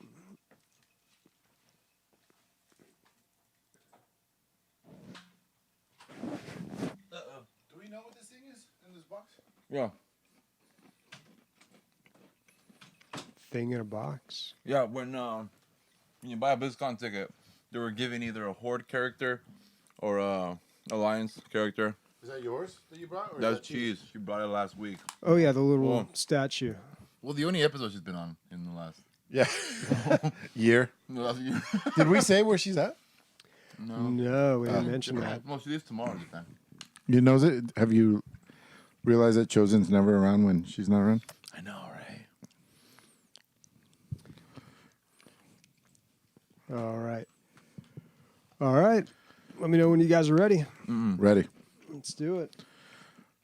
And we're back. I'm still chewing. So I'm guessing you didn't get to play any Rogue Legacy this week, Ray? Who? Rogue Legacy? Oh, shit. Forgot about Rogue Legacy. I forgot. Damn it. You know what? Right. I'm going to play tonight. I'm going to play fucking Rogue Legacy tonight. Sure, buddy. No, I am. I don't know. It's just, I have a week. Today's my last day to game as much as I want. And then tomorrow I need to, Hopefully I'll have some time. Should we do mine? Nah. tomorrow I got to edit. I got to edit some videos tomorrow that, Yeah. we got to finish. Yeah. Been a while. Been a while. All right, well, let's talk about some news. First up, Rockstar's next game could be the rumored Project Medieval. Yes. It's so crazy because I thought it was going to be Grand Theft Auto 6. That's what everyone thought. Grand Theft Auto 6 and Grand Theft Auto 6 rumor. Which is probably in production. It probably is. And they're saying Grand Theft Auto 6 is going to be like 80s or 70s maybe. It's going to be old. 70s would be good. Yeah, right. Especially dovetailing off of that big movie, Tarantino movie. Which one? Oh, the Once Upon a Time. Yeah, Once Upon a Time. So That that'd would be be really cool. good. Yeah. Because, did you ever play the original Grand Theft Autos? Yeah, I played them all, I think. Like the top down? Mm-hmm. Like, I mean, oh, no. I never played the OG. London one. London? Yeah, so they had a London one. They had the original and the London one, and I think the second one, Grand Theft Auto 2. The third one was the first time they went. Yeah, and that was New York City? New York City. Well, Liberty City. Liberty City. Yeah. Fictional. Yeah. Fictionalized New York City. Yeah. But, so they did that 70s thing there because Vice City was in the 80s, and that Vice City was one of my favorites because I think it was just the music that made it so fucking awesome. But it was cool, because you thought Tony Montana and you thought all the movies and all that stuff, and it was super cool. So now if they go back, to like 80s, 70s for like Grand Theft Auto 6, that's awesome. But now Rockstar's saying open world game back in medieval time, calm the fuck down. What are you trying to do here? Started a new IP. I know, man. It's just So they described this game a little bit down here, focusing on 1v1 sword fights. This is totally all rumor here, too. So, Right. but yeah, featuring heavy focus on sword fighting and one-to-one duels. I feel like Rockstar rumors are one of those that just always end up being right. I don't know about you guys. And maybe they have a leaky department on purpose. Well, a lot of them are based on... So a lot of the Rockstar rumors have been based on job postings and also people posting their resumes and saying, I worked on like Red Dead Redemption 2 for the PC or things like that. So they've come from some pretty legit sources. This, I think, comes from a Reddit post. But, sometimes people on there... All right. Sometimes they're right. There's one specific guy who always had Blizzard leaks, and everybody knew like anything he said always came true. Yeah. So like, it kind of depends on the reputation they have. I think my friend is gonna like either he started or is going to start listening to the podcast. My buddy that's over at Rockstar, so I kind of have to stop saying the stuff he accidentally says when he's drunk. Right. But, so yeah, I've gotten Chad fucking shit-faced drunk. I've shot him up with heroin. He hasn't told me shit about Blizzard. oh, dude, I'm like not holding anything back. so. Oh no, I can't say anything. Never mind, because people will know what I'd be talking about, so I can't really say anything because that's a break. But yeah, my buddy's gonna start listening to it, so I want to ask him about other stuff, but right now he's still working on patching Red Dead for PC. That's like their main thing right now. So, but he says he's gonna move to another team. He just doesn't tell me what yet. So I want to get out of him, dude. But the last time I got stuff out of him, it was expensive. Like he's a big guy, so he drinks a shitload. So it took a while. But Trank darts, dude. yeah, no. But now he kind of like now that he knows I'm on this podcast, because he just found out about the podcast. We hung out 2 weeks ago when he hooked it up with some like Red Dead copies. And that was expensive too, right? Oh, dude, it was Didn't you say- expensive. It was you more. said- I would have been better to buy the fucking games. Dude, taking a fat guy out on a date, dude, never No, cheap. man. Never Damn, cheap. dude. You could go to fucking, you can go to all you can eat buffet, and somehow it's going to be more expensive. And then he got me so stoned, and it was hilarious. Well, it was. Remember when I got to the baby shower and I was already kind of fucking worked up? I was already gone a little bit. That was all him. It was fun. It was fun. It was good times. I hadn't seen him in a while. But yeah, I want to ask him about this. But medieval times, Grand Theft Auto. I feel like it'll kind of weird. I just want to say this. Bobby, when you said one-on-one duels, the first thing I thought of for some reason was Like Mordo? no, Japan times. Like samurai fighting each other one-on-one, like Musashi or whatever. That'd be a really cool setting if they really, really did well on their like single player one-on-one duels. Because those things are so quick. It's not like what's the one For Honor? You could fight somebody for like 40 seconds in For Honor. I feel like samurai duels were like 10 seconds. I feel like once you pull the trigger. I feel like it's easier to write a storyline for medieval stuff than for samurai stuff. I feel like there's so much more into like the lore about like, you know, the samurais and all that stuff. Well, it's because we're not Japanese. If we were Japanese, we'd know a lot more. Like I yes and no. I still feel like it's way more complicated. Like, cause like when they wrote about stuff about the fucking, you know, the Old West, you can kind of imagine how it was. Right. You know, talk about, you know, how samurais were and Medieval. just, like, and all the gods and all the stuff when it comes to everything, you know, and like even like tradition, religion, and you know, the actual like civil part of it and all that. It's probably very, very, very complicated. And this was just, you know, they did an Old West stuff where it's just Meanwhile, we know that historically King Arthur slew dragons and stuff, right? Mm-hmm. Right, and he could like lightsaber control over the Excalibur. shot fireballs out of his ass. Yeah, man, totally. Who knows? Rumors. This is why I don't like talking about rumors. I love rumors, man. Rumors are like they keep you going. They start the hype. How many rumors do we hear about a Half-Life VR game coming out? Good amount. A And they were right. shitload. They were right. I mean, it all started with that photo. Remember of that was of the Index, of somebody taking pictures of Index being made. Do you guys remember that? No. And it said Steam stamped on it. You guys remember this? All right. No, for me, If you guys had rock solid memories like I did. the rumors for me that started with Half-Life were when they started finding assets in CS:GO. Yeah, but that's been around forever, dude. That's trolling, I think. That's been around for like 8 years. I don't think that had anything to do with Alyx. I think they did. I don't know. I think a lot of times people that are making games don't even know what they're doing. So it's like we may be privy to some little bit of information and then blow it out of proportion or take it the wrong way. But they're like, oh, yeah, that was just some random idea that we had that didn't work out. And then we went a complete different direction with it. So. Like what happened with Titan, right? Titan was supposed to be Overwatch. Yeah. Yeah. And well, then Titan was supposed to be like a big a new MMO that they were working on. Right. And so the rumors were correct, but it ended up, who cares?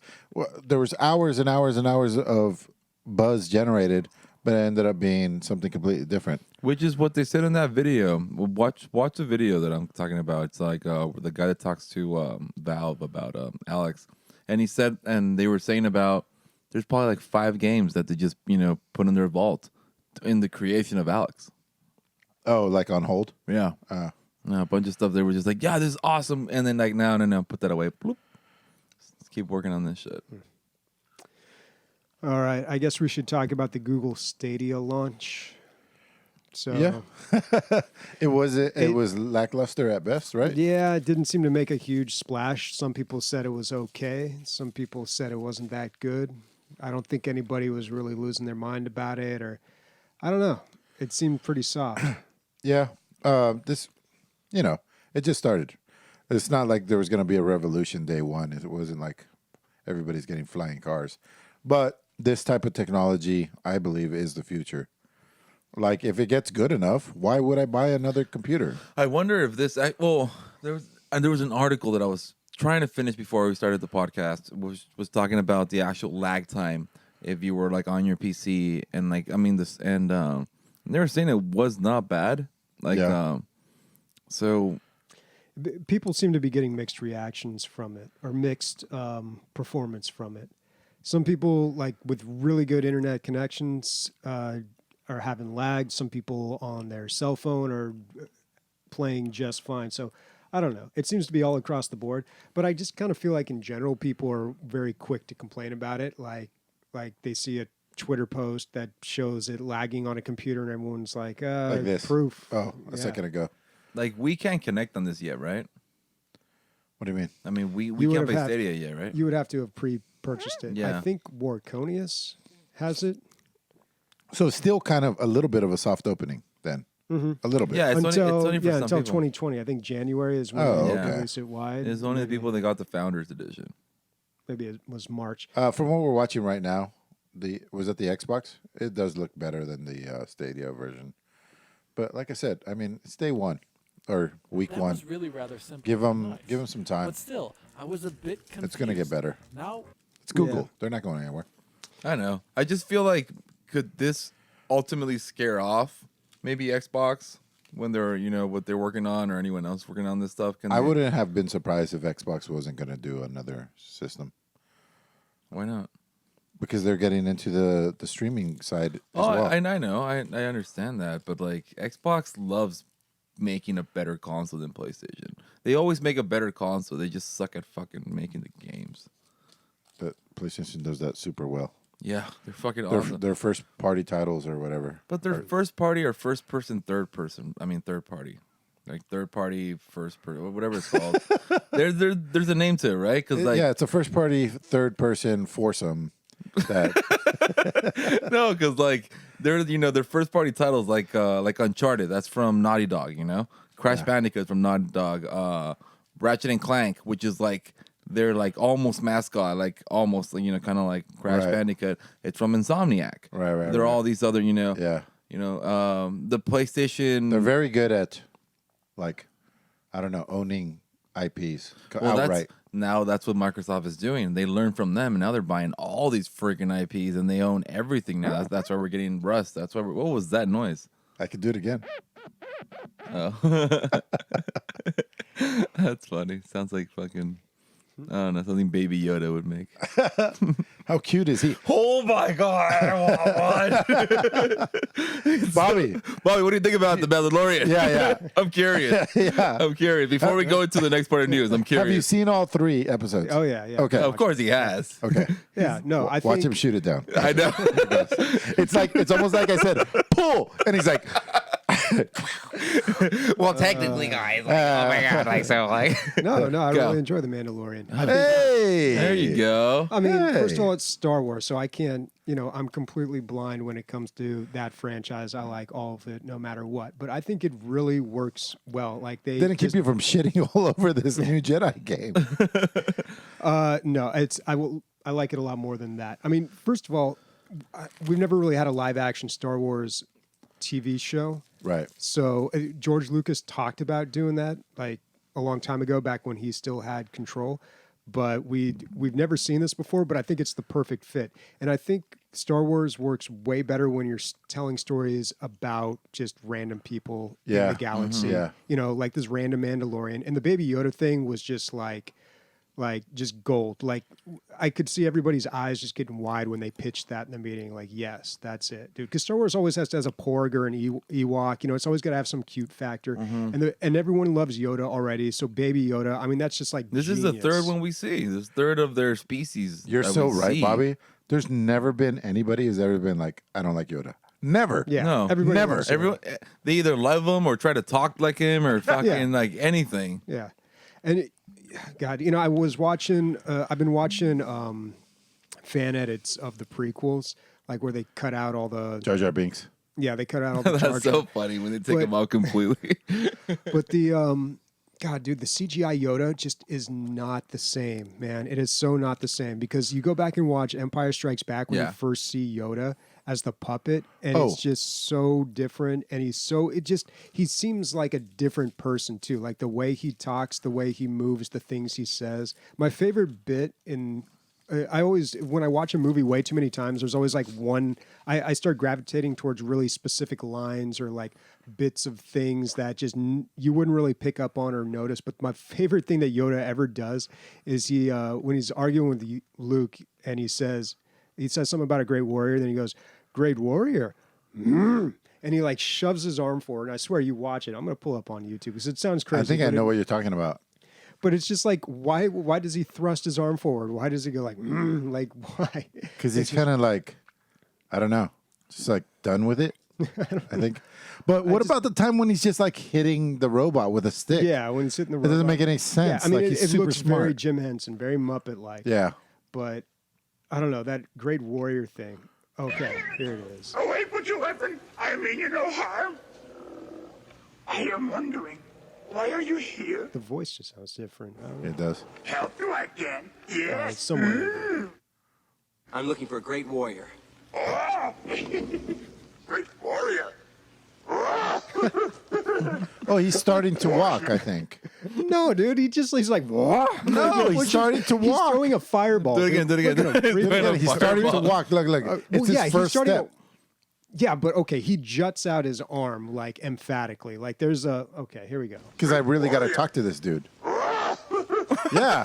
He's starting to walk. Yeah, he's starting to walk. I think you're looking too much into this. Yeah. No, Dude, bull. that arm comes out. Yeah, the arm does come out It's because a puppet. the arm does come out because like it's actually very like it's stationary. I mean, So he really wanted to go talk to him, so he Yeah. really started to walk. But yeah, I would say that's about it. No, that's weird. I don't know. But yeah, so The Mandalorian, I think, is really shaping up. I think a lot of people, I get it. You got to get clicks. You got to make content. But like, I thought it was kind of dumb how the first episode comes out and people are like 10 things wrong with The Mandalorian and just like all this stuff. I'm like, all right, dude, we're a little early for a hot take here. Yeah. You know? It is a little slow. I think it did start a little slow. Yeah, but it's copying the whole Western started thing, dude. slow. Have you Yeah. watched Yeah. a Clint Eastwood movie, dude? That shit Yeah. is like they're like 3 hours long and like half of Super it is Western. just dudes. well, like, staring at episode each 2. other. I mean, the episode 2. The second episode was very, very slow. The third one got a little better. Yeah, the third one was John Wick. What are you talking Like, about? It got a little better. Yeah. Got a little better. I'm enjoying it, but I see. I like the second one with the Jawas. I thought that was I like the cool. whole thing. I mean, I like most things. it's Yeah. just Baby Yoda. His helmet baby is whatever. so fucking cool. I know. It's the coolest helmet. When he walked out with the not spoilers, but anyways, it's really good. Yeah. Yeah, and then of course all the cameos. I mean, you got Carl Weathers in there, Yeah. Apollo Creed. Yep. You got Brian Posehn at the first San one. Diego, by the way, graduated from San Diego State. Really, Brian Posehn? No, the Carl Weathers. Oh, He's really? the most famous person to ever come out of San Diego. Nice. Yeah. Really? Yeah, dude. Action Jackson. Watch that movie. Werner Herzog. Like, where did that come from? Yeah, weird. I knew him. I didn't know. Now that you put the name, he's a documentarian. Like, what's he doing in He there? makes other movies as well, but yeah, I recently saw his Gorbachev movie, but yeah. I mean, he plays like an imperial after the empire has been. I don't know. It was a good role for him. He did a great job in it. He's got such gravitas. Like he's so Yeah. serious. It was great. I've been noticing that there's a little more humans than there are in other Star Wars, and I think that they're saving costs on practical effects. I do like Maybe. that the Baby Yoda he's practical, right? Well, that was a big issue. Like, there's- That's a puppet. yeah, it is. Yeah, he's a Almost. puppet. There's a Puppet, great- puppet, there's a puppet great- sometimes, and then CGI sometimes. Yeah, right? but there's a great Back and clip forth. of Werner Herzog talking about the puppet. And I think it was actually before the show came out because it sounded like he wasn't trying to divulge too much about it.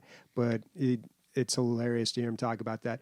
But after the whole like Force Awakens, that was like the first movie they were like, let's go back to puppets and like animatronics and get away from the whole Practical CGI effects. things because that's something that's like associated with Star Wars now. Yeah. It's a stylistic effect. It's not like we could probably do it better in CGI and make it look great, but Star Wars has always kind of been about like the puppets. Pushing it forward, forward practical effects. Like Yoda with the little like Jim Henson kind of Muppet movements. To And it. BB-8 was practical, I believe. That's a robot, like rolling around. That's not CGI. Is it? Yeah, they built something that spins the way that.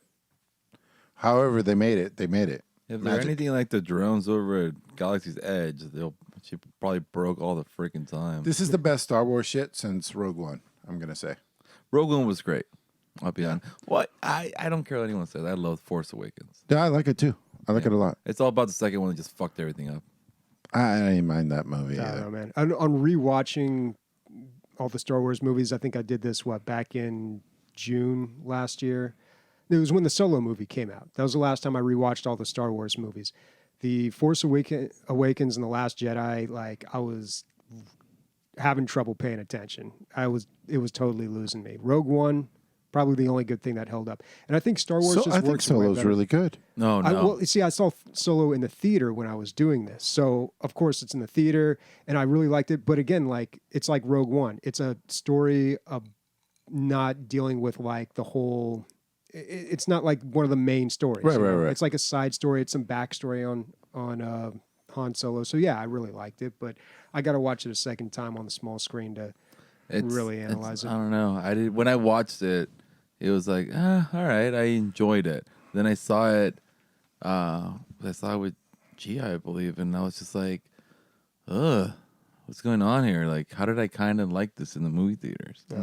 All those movies are way too damn long, dude. That's like my first issue with them. They cram so much stuff in there. And it just, I don't know. I would like to announce officially. I don't know if we've said it on the podcast. Bobby and I are starting not a side podcast, but said it last week. oh, did I? Mm-hmm. We're supposed to do it this week, but I ran off and did mushrooms in the desert. I'm so jealous. So there's going to be something next week. Heroic dose you don't do. It's not like you don't do it with like friends to get high. It's like something you do alone. Yeah, that's what I want to do. Okay. Yeah, but not alone. I want someone to watch me. Fuck Yeah, that. I that's was true. like, when he was talking about the story when someone took the red mushroom, the fairy tale mushroom, and the guy was just, they get into the repetitive syndrome. Anemita muscaria. Yeah. Yeah. And they That's do like that's the mushroom that's in Super Mario Brothers. yeah. And they get But people don't do that for fun. yeah, no, because that one's not supposed to be like, it's not supposed to get you all crazy, but you know it can. And Ray, you want to do a side podcast where we review drugs? oh no. All right. Let's get back on the news here so we can get through this. The nominees for the 2019 Game Awards have been announced. So they've got a few things that are different this year that I've noticed. A lot more categories, a whole lot more categories. Also, people can vote now. If you have a Twitter account or like, I don't know, Facebook, you can actually cast a vote. Now, on the panel are still all the other gaming outlets from around the world, you know, Ars Technica, PC Gamer, Giant Bomb, you know, just a fraction of these. If you look at like all the other ones, it's so many of them from all around the world. So I'm guessing your vote, like they factor that in, but you probably they probably have the popular vote that they factor in addition to all these other gaming outlets that Right. that Like vote as different. well. Like obviously Ars Technica gets the giant chunk of the voting, but I think the popular opinion can sway it. Yeah. Or maybe they're separate. If you go on our Instagram, you'll see a really cool little picture that was uploaded today. I had this. Is that Bobby? What the shit am I looking at? Is this on our Instagram? Is that Bobby and Ray? yeah. Yeah, dude, we're nominees for the best podcast, awarded to the most drunk gaming related podcast with the most salsa. But are we there? Oh, we're there twice. I see. We need chips and salsa on this motherfucking podcast. I swear it's to God, too that loud, would be dude. so awesome. I will do this. Bread and salsa. Yum, yum, yum, and then I'll put it back in my face. I want to propose something to you guys live on the podcast. So we cut off homework for this time of the year. I have my game of the year in mind. Okay. You guys should figure yours out. Instead of doing homework, we play each other's game of the year. And then we can really give a real game of the year. Oh, shit. You know what I'm saying? Okay. So we'll talk about this more off the air. Oh, and also we're having a meeting after this. So we're about having DLG Con. so December we can do that. So starting next week we can start playing each other's nominees. Game of the year. Yeah. That'd be cool. And I would say more than 3 hours on that. Yeah, that's super fun. Yeah, like Okay. just play it off. You like it, Bobby? Just play it throughout all of December whenever you can. Bobby's like, do you have? Is your game of the year something from the 80s or? I just don't know if I have a game of the year. I'll come up with something. Okay. We don't have to do it today, but I think it's a good idea. have like Because generally we all throw them up in the air and we talk about it, and then usually, I mean, we always find the winner. But it's so hard to really put your 2 cents in when you don't controls know. on there. So these are the nominees. Nobody for even talked about Control. Game of the Year. Control, Death Stranding, Resident Evil 2, Okay. Sekiro, Shadows Die Twice, Super Smash Bros. Ultimate, and The Outer Worlds. Oh wow, Outer Worlds. I can see Okay. Super Smash winning Okay. that. Death Stranding, no. It can't be on there. It's not Game of the Year. Material. That's not Game of the Year. No. I'm sorry. It did not. Yeah, it seems a bit odd, especially since that game came out so recently. And this happens a lot with Game of the Year. You get a release that comes out in November, and it's been out for like 6 weeks, and all of a sudden, boom, Game of the Year. I don't know. No, Super Smash is going to win this, guaranteed. I've been watching my brother play Death Stranding, and I don't get it. Yeah, there's a lot of traveling, no? No, it's when he started, he told me, dude, it's fucking, I don't know, man, it's weird. And then now he's like, no, bro, watch, this is super cool. So watch, I have a cart that follow me, and I put boxes on it. And I was like, oh, that sounds fucking awesome. Do you have a donkey too, or like, what's up? Like, how does this game work? Oh, dude, see that bridge? I built it. And people give me likes for it. And I'm like, what the fuck are you talking about, dude? Like, oh, because it's like somewhat multiplayer, right? Yeah. So they could probably use the bridge. So people can use that bridge. So people are like, oh, thank God someone put a bridge here so I can drive my car over it or whatever. The game is so weird, man. It's like Paperboy in the future. With and plus babies. Plus babies and weird monsters. And I don't know. I can't. I know I should reserve my fucking judgment until I actually sit down and play it. But my brother says half of it keeps me going. The part, like the storyline and all the really cool cinematics, really keep me going because I want to see what's gonna happen. But when the game, it was really very hard for him to begin the game. And he's like, this is a game that you need like 10 hours to settle in. Yeah, probably. Yeah. I'm not saying it's a bad game. I don't know. But not Game of the Year. What are we looking at, Bobby? What are these blocks? So these are all the different categories here. Quite a few esports ones, content creators. I'll take family game for 300, Bobby. They do have it kind of lined up like that. Some new categories here I haven't seen before. Audio design as well. That's great. So audio design, but they also have score and music as a separate category. Oh, yeah, that makes sense. Yeah. And then some ones we've seen before, mobile game, game for impact, independent game, multiplayer game. They just have a lot more categories in general here. So game direction, I might see why, who's nominated? Gosh. Did it show? Did you click on it and it shows who's nominated? Mm-hmm. Game direction, Control, Death Stranding. See, that makes sense for Death Stranding. Yeah. It's the exact same games for Game of the Year. I know, right? It is. It really is. Except for Outer Wilds. What is that? So that's another game that Sam... Oh, we've talked about that a couple times. Yeah. We still haven't played it. No. And Mobius made it, apparently. This game, out of all the games that Sam Barlow had mentioned during our interview, this was the game that he went on and on about. He really liked this one. Well, it looks great. We talked about it a couple times on the podcast. Super zany and wild, no? Like, isn't it like it's kind of like... It's a co-op RPG. Oh, okay. It's that co-op RPG where it's like either split screen couch or we can just, go online and just explore this world. I would be... And I don't know if you guys remember, Chiwa kept on saying, "This is my game. I want someone to play this with." If she played games, but it's like it's that one game where I guess it would be really cool. It's a fucking RPG. You and your homie, fucking open world. Looks really cool. I would be down to play that shit. So a cool thing you can do on this website, you can actually search for a game up here and see if it's nominated for anything, and then vote it. Put Dragon Ball Z. Put Dragon Ball Fighter Z. See if Mini's Game of the Year will be on there. This year, did Yeah, it? that was last year. Man. Oh, that was last year. No. See, Mini, you're wrong. But if you type in Disco Elysium, so that's nominated for independent game, narrative, and role-playing game. So good for that one. Yeah. I also like how they have some sponsors here. So Fresh Indie Game presented by Subway. Oh, shit. eFresh. eFresh. Let's click on it. Click Let's on figure it. out What what's do we Fresh got? Indie Game, we got Disco Elysium, For Gree, My friend Pedro. For My Friend Pedro. My friend Pedro My did friend really well at Pedro. the beginning of the year. Outer Wilds, Mega Slay the Crit. Spire, Untitled Goose. Untitled Goose Game. Oh, dude, I need to play that. No, you don't. Yes, I do. It's not gonna blow you away. Yes, dude. it is. I was a goose, and it was awesome. It was so awesome.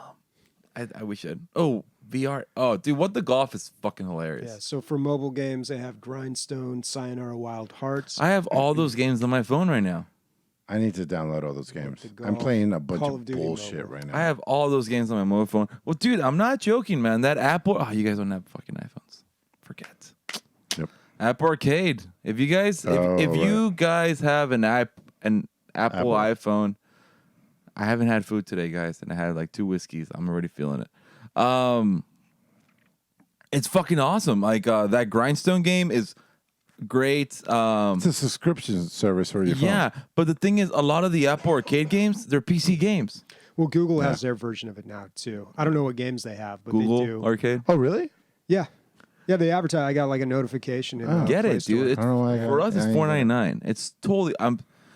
They have those games where like you can just be like, oh, you know, when you're pooping, or there's games when you're in bed and you just want to really get a story in you. Or what? Do they have one for when you're pooping in bed?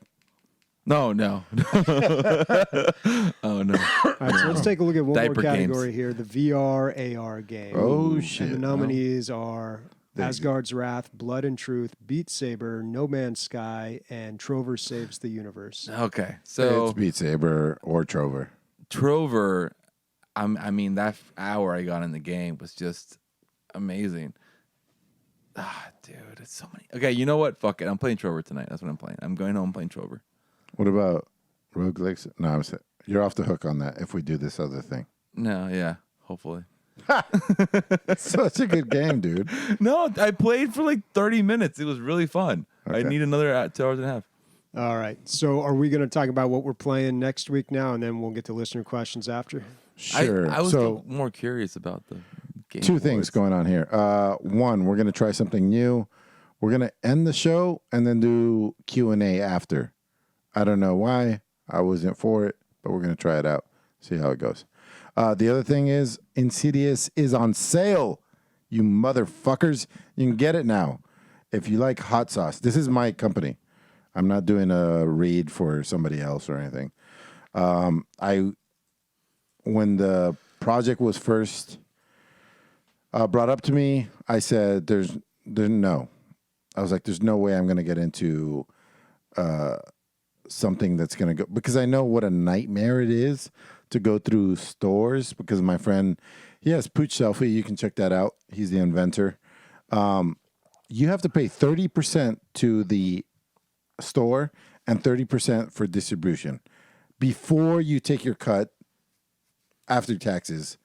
So you ended up of profits, like it's ridiculous. So the best way to do it is direct to consumer. And luckily, I have people that trust me, and I wouldn't sell you bullshit.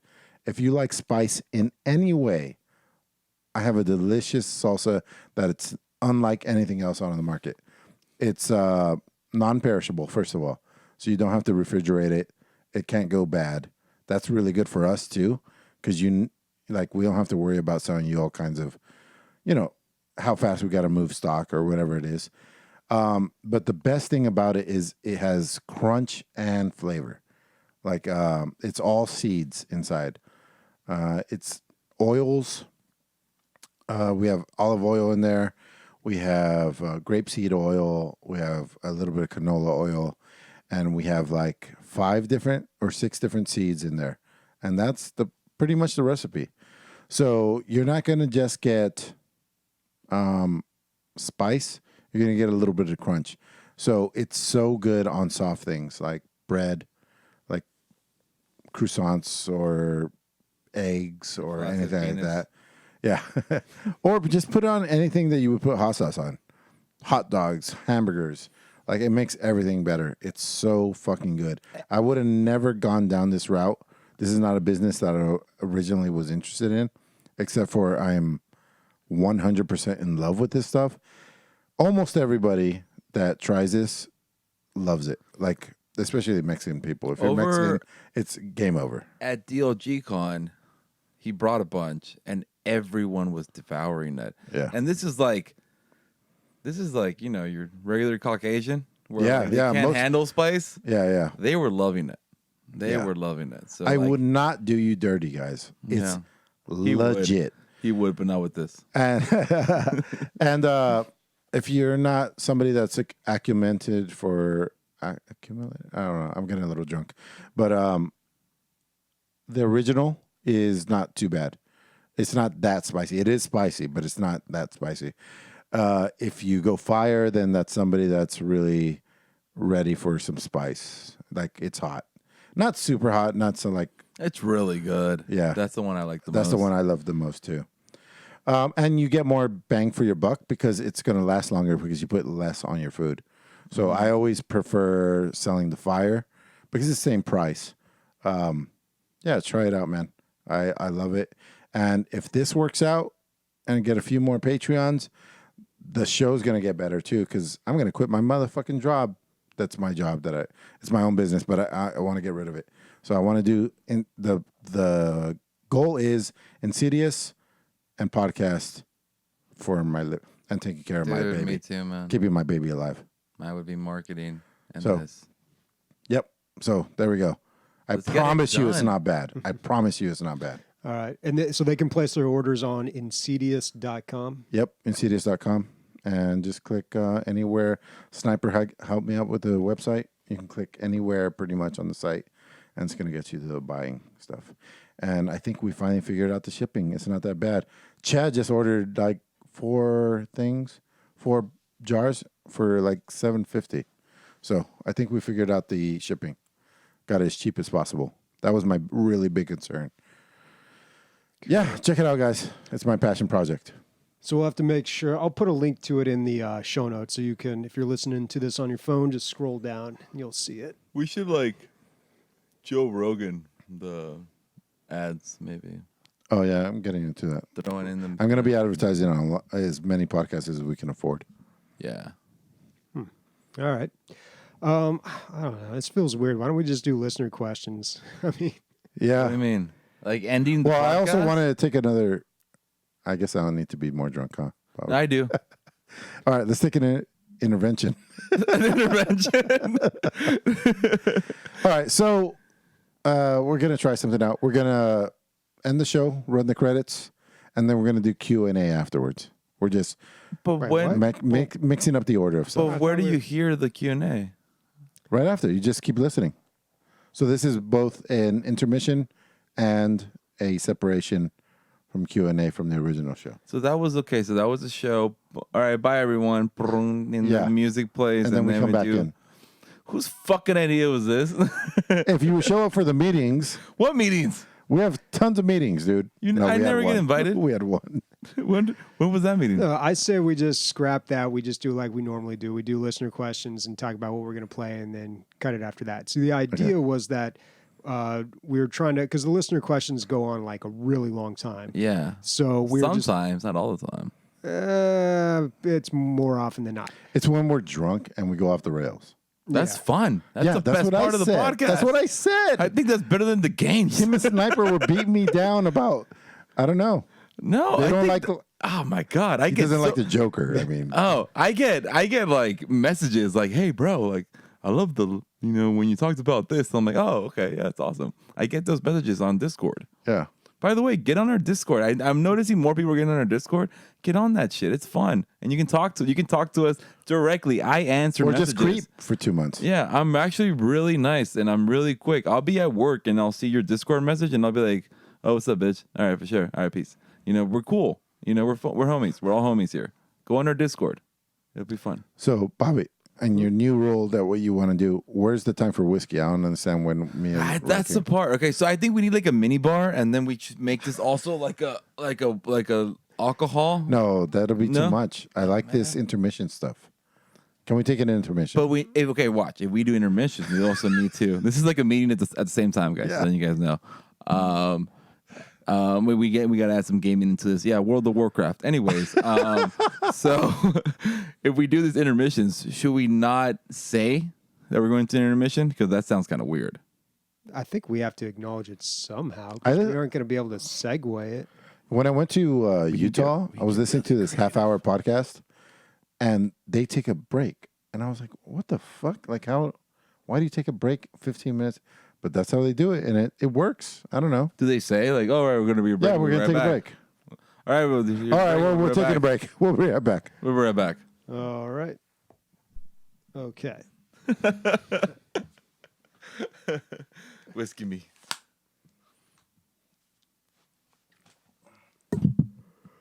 Ooh. This is already off the rails. Yeah.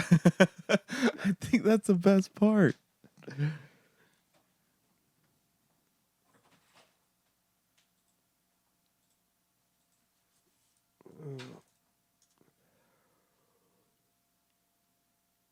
Ooh. Ugh. That's a disgusting picture. There's like right now there's like memes are like crazy right now with like I hate calling him Baby Yoda.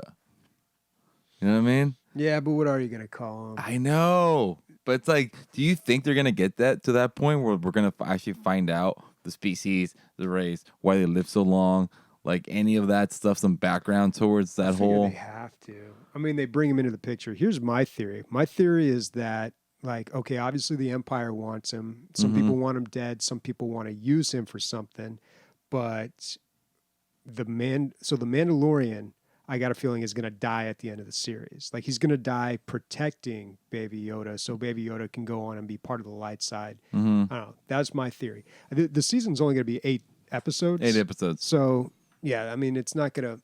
It's not just gonna be one season. No, hell no. I don't know, They're maybe gonna there's milk another the Mandalore. shit out of this bitch. I guess it matters how well Disney Plus does, which is it's already crushing. Yeah, It's already crushing it, even though it's kind of fucking boring. Oh shit, we never talked about the truck. I've been watching a ton of stuff on there. What, the Cybertruck? There's a question about it. We'll get to it. Yeah. And the other thing was, did you end up watching more of the building of Disneyland? Yeah, dude, it's so good. That's so good, dude. They're fucking geniuses, man. Yeah. The Imagineers. Walt Yeah, was check that out, Bobby. Walt. Well, I don't know if you Walt like was that a kind of genius. All the Imagineers were fucking geniuses. Yeah. It's so cool. It's like, well, Walt was the one that put everything together. He's like, why hire architects? Let's hire a fucking writer. Let's hire a fucking artist. stuff. Imaginative people. Yeah, Yeah. that's so cool. So man. weird. So badass. Yeah, it worked out. All right. Okay. And we're back. All right, time for listener questions. We've got a lot of them here, so let's start. First one from Shadow Master. What game based on historical events made you feel like you were a part of the events? Never. Wait, I don't think that's ever happened. Wait. Made me feel that I was the part from the events or like a part of the events? I'm confused by the question. Yeah, usually I fix the typos here. A part of the events. Oh, shit. I don't know. I don't think that's ever happened. No, it's because when it's a Shadow Master question, you have to I keep get its it. integrity. Yeah, Of the right, question. You right. can't correct that, because they don't just be all like everything's underlined red. I'd say 90% of our listener questions need a little touch up. Assassin's Creed Origins feels very accurate. I think Yeah, any there's a lot of Assassin's Creed, history right? in those games. Yeah. I still say, oh shit, I forgot the name of it right now. The pirate one, Black Sails, Black something, Black Wake, Flag. Black Flag, Yeah. Black Flag. Yes, that's still my hands down favorite one. That was so good. That's Yeah. Bobby's favorite one. It's the best one, It's man. the only one I ever played. I Oh, I what? tried I tried to See, play some of the other ones. You're like, lucky. eh. The only one you actually really went through was the best one. Like Yeah. you don't need any more than that. Well, it's probably why you stuck to it. It was really good. The ship, making your ship look all. Yeah, when I saw that question, I remember that game with his Panthers or Black Panthers or whatever the fuck it was. Not quite. No, So, never yeah, mind. the game we were Or the referring to Armenian is, thing. I don't know what the fuck. 1979 Revolution Black Friday. Mm. So I played this Black game, I don't know, Panther. 6 months ago or something. And yeah, it was really helpful in helping me understand the whole conflict over there when they overthrew the Shah and the Ayatollah took over. Like I'd heard about that, and mostly tangentially, like I hear like SNL jokes about it on like old clips, or I hear like, I hear about like people referencing it, and I never really understood what happened or what was going on there. And even after Wikipediaing it, it's very confusing. So playing through this game, 1979 Revolution, like it's a decent game in and of itself, but it's actually really helps to put you in the middle and help you understand what went on and kind of see, because usually you try to figure out, okay, who's the good guys and who's the bad guys in this situation, and really there weren't any. Yeah, it was it's almost always in the middle. Yeah. Another one that's like that right now is the Armenian genocide. It's like, I feel like it's really coming up right now. Maybe if there was a game about that, like I would be able to understand it way more. I didn't know about it. I just heard about it. Yeah, recently. Yeah. So it's ridiculous. It's something I never. And I have Armenian friends. I dated a girl. She was Armenian, and she never ever brought that up. Is she aggressive? No. I feel like they're default aggressive. No. She was. I don't know. They were just very rich. I don't know. She was just very chill. It's like, what worry do you have in your life when your parents own like half of the fucking liquor stores in San Diego? It's like, oh, you have a lot of liquor. You have a liquor problem. Yeah, no. She was super chill because like it was just like, oh, I'm just rich. I get whatever I want. Yeah. So she was happy, and she was smart too. So it's just like it worked out. Yeah. She just got married. Next question from Hagelfosh. I'm finding that the better a game's graphics are, the less I enjoy it. I reckon that my imagination filled in the gaps left by lesser graphics in a similar way to reading a book. Do you think it's possible that amazing graphics actually make a game less engaging? I have a lot to say on this. I don't think... this is what it is. Less graphically intense games are cheaper, so more risks can be taken, and thus you can find newer and quirky mechanics that like things that excite you. When you're playing a AAA title, you're playing tried and true moneymakers. And that's what Bobby's playing right now. He's playing that with the Jedi Order. Mm-hmm. And it's just tried and true mechanics. Everybody knows that it works. You add Star Wars on top of it, it's going to sell copies. Mm-hmm. You make something like Cuphead, that was a fucking stretch. That was a huge stretch. You make something like Legend of Bumbo. There's nothing like that out there, really, especially on PC. Like, these are big stretches, but they're fun. Was a stretch. A huge stretch. It wasn't even good when it came out, honestly. But over the years, it wasn't. Yeah. It really wasn't. And now it's probably one of my favorite games, if not my favorite game. And this goes on and on and on. So, if you want to have fun, check out Devolver Digital stuff. They take risks, but calculated good risks. If you want great graphics, go with one of the AAA titles. And not to say that they're less fun all the time. Like Destiny 2 or like the other looter shooters. Those are fun for long periods of time. But they're almost triggering like an addiction mechanic in your brain. It's not like you're having new fun all the time. When you look at these indie titles, it's just like, whoa, I've never seen anything like this before. And so, anyway, that's my answer to the question. Damn, okay. And nailed the dismount. Hey, Bobby, you want to go first or want me to go first? Well, second. I don't know. What he's saying about his brain filling in the gaps, kind of like reading a book. If anything, I think better graphics allow you to tell better stories in video games. There was an interview with Ken Levine, the guy from BioShock. I had heard it on a podcast many years ago, and he was talking about how he was writing for a Star Trek game, and he was writing something like something along the lines of his eyes widened in surprise, and then one of the developers came over to him like, "Look, dude, this is the mid '90s, by the way. It's like we can't widen his eyes like that. Oh, That's not going to happen. Like we can't make that happen." So I think better graphics can allow you to do bigger things, but yeah, like Emilio said, it's you don't take risks when you're spending that much money on a game, and so usually you end up with a game like Jedi Fallen Order where it's just has all the rough edges shaved off, and what you end up with is something that just appeases to the general, like the most audience members that it possibly can. So, which I mean is fine if you're a child, but like after a while, true. It really is if you've true. been playing, I've been doing this for like 25 years plus, so like it doesn't excite me in any way. I feel like I stopped getting that immersed in games. I mean, like after a while, I feel like I don't. Except Five Nights at Freddy's. Oh, fuck you, dude. Well, it's hard to get immersed in game. You know, like with Jedi Fallen Order, like every time I'm stuck in a dialogue scene. When was the last game you got really immersed? Like you're just awed, and you're just like, oh, dude, boom, like. This, Oh, and by the way, this is something that I've always said about like the big,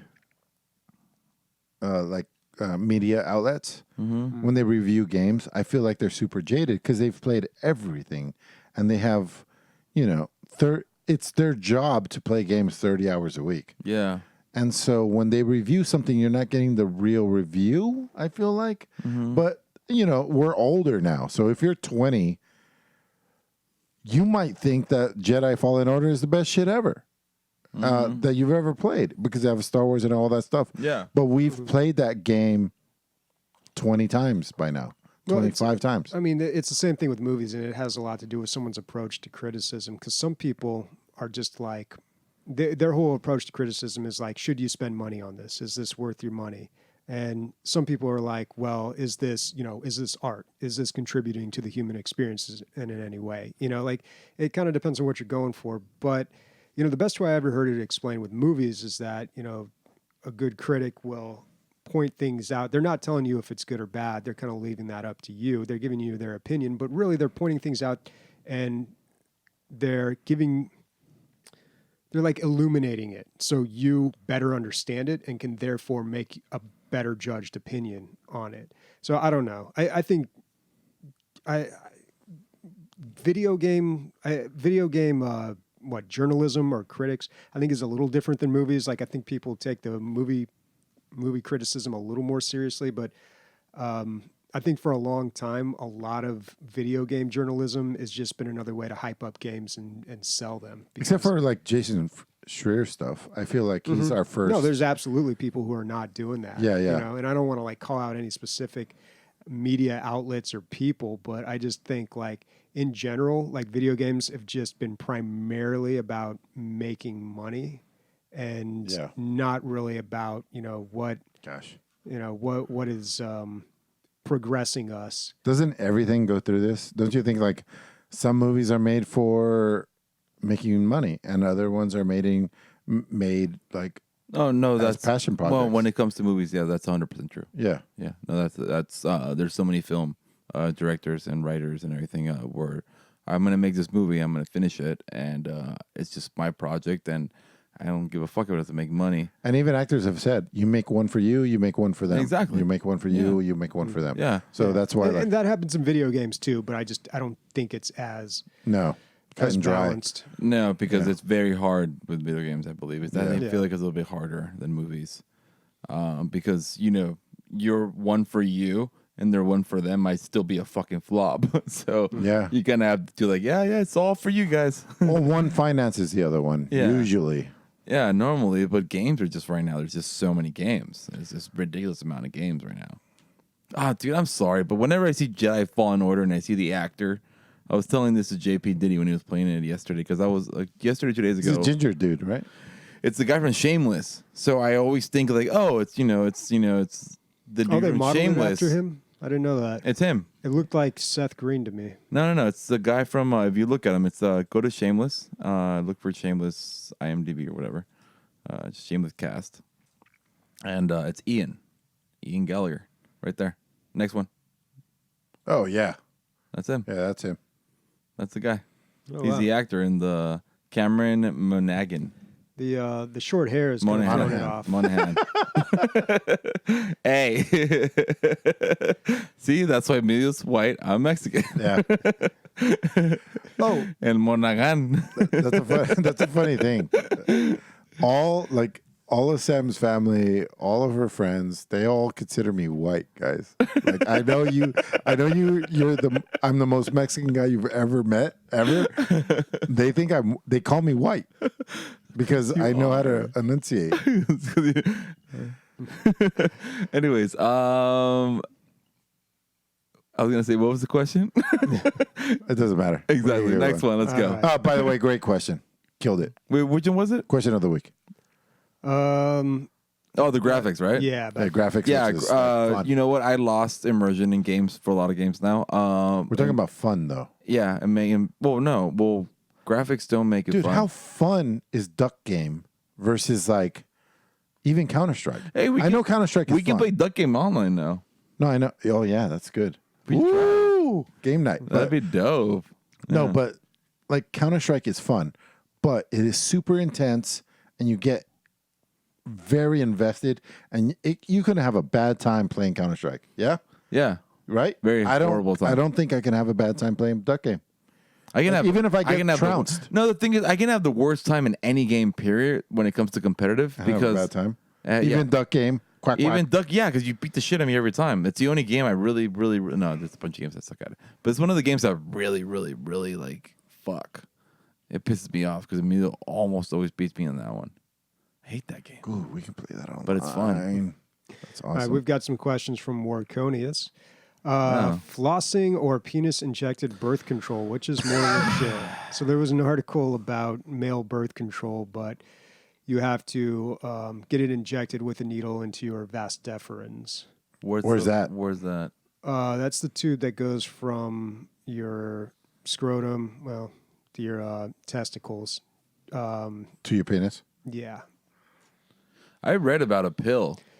So they say the pill is probably 10 years off. But the injection, according to the article, lasts 13 years. It's doctors in India that are experimenting with it, and they've got it at like a 96 or 97%. They inject you. How long does it last? 13 years. That's That's what they say. That's bullshit. That's too long. Well, it's too long. 5 years is Can you good. end it? Dial Can it you- back. Can you just kill it? Like, can you just inject again and be like, it's back? From what I got from the article, it seemed like one shot, 13. I feel like know what? after one injection, it's like, don't ever touch me again. Like, fuck that. It really sounds like a country that has 1.5 billion people, which they do. You know what I mean? Like, it sounds like something for them. I think we not need for that like the injection in Agile like Joe, the whole world right now. the dude. average American Joe. It sounds like. I think we need that injection. I don't know, dude. I don't know how to answer your question. Moving on. Flossing. You'll go for flossing. yeah, Go for flossing, bro. yeah. All right. That's the right answer. Let me copy off a Ray's answer. Yeah. It's flossing. Flossing. All right. Warconius also asks, which game would you consider a flawed masterpiece, and what is the flaw? Oof. Geez. Anything that Molyneux guy makes? A flawed masterpiece. Because I feel like, Peter Molyneux? yeah, when Or it, like which, is it, like the Fable games, or he's Black been- and White, is that him? Or the God games? He made a God game. Goddess. Like he promises so much and they fall flat.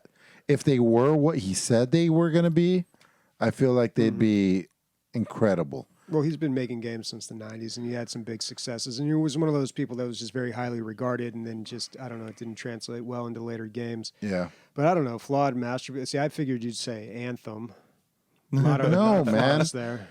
Again, another game. Did you play it, Bobby? Anthem. It's because it's Wait, yeah, it's well, not flawed for Emilio, dude. Homework. Homework. Yeah.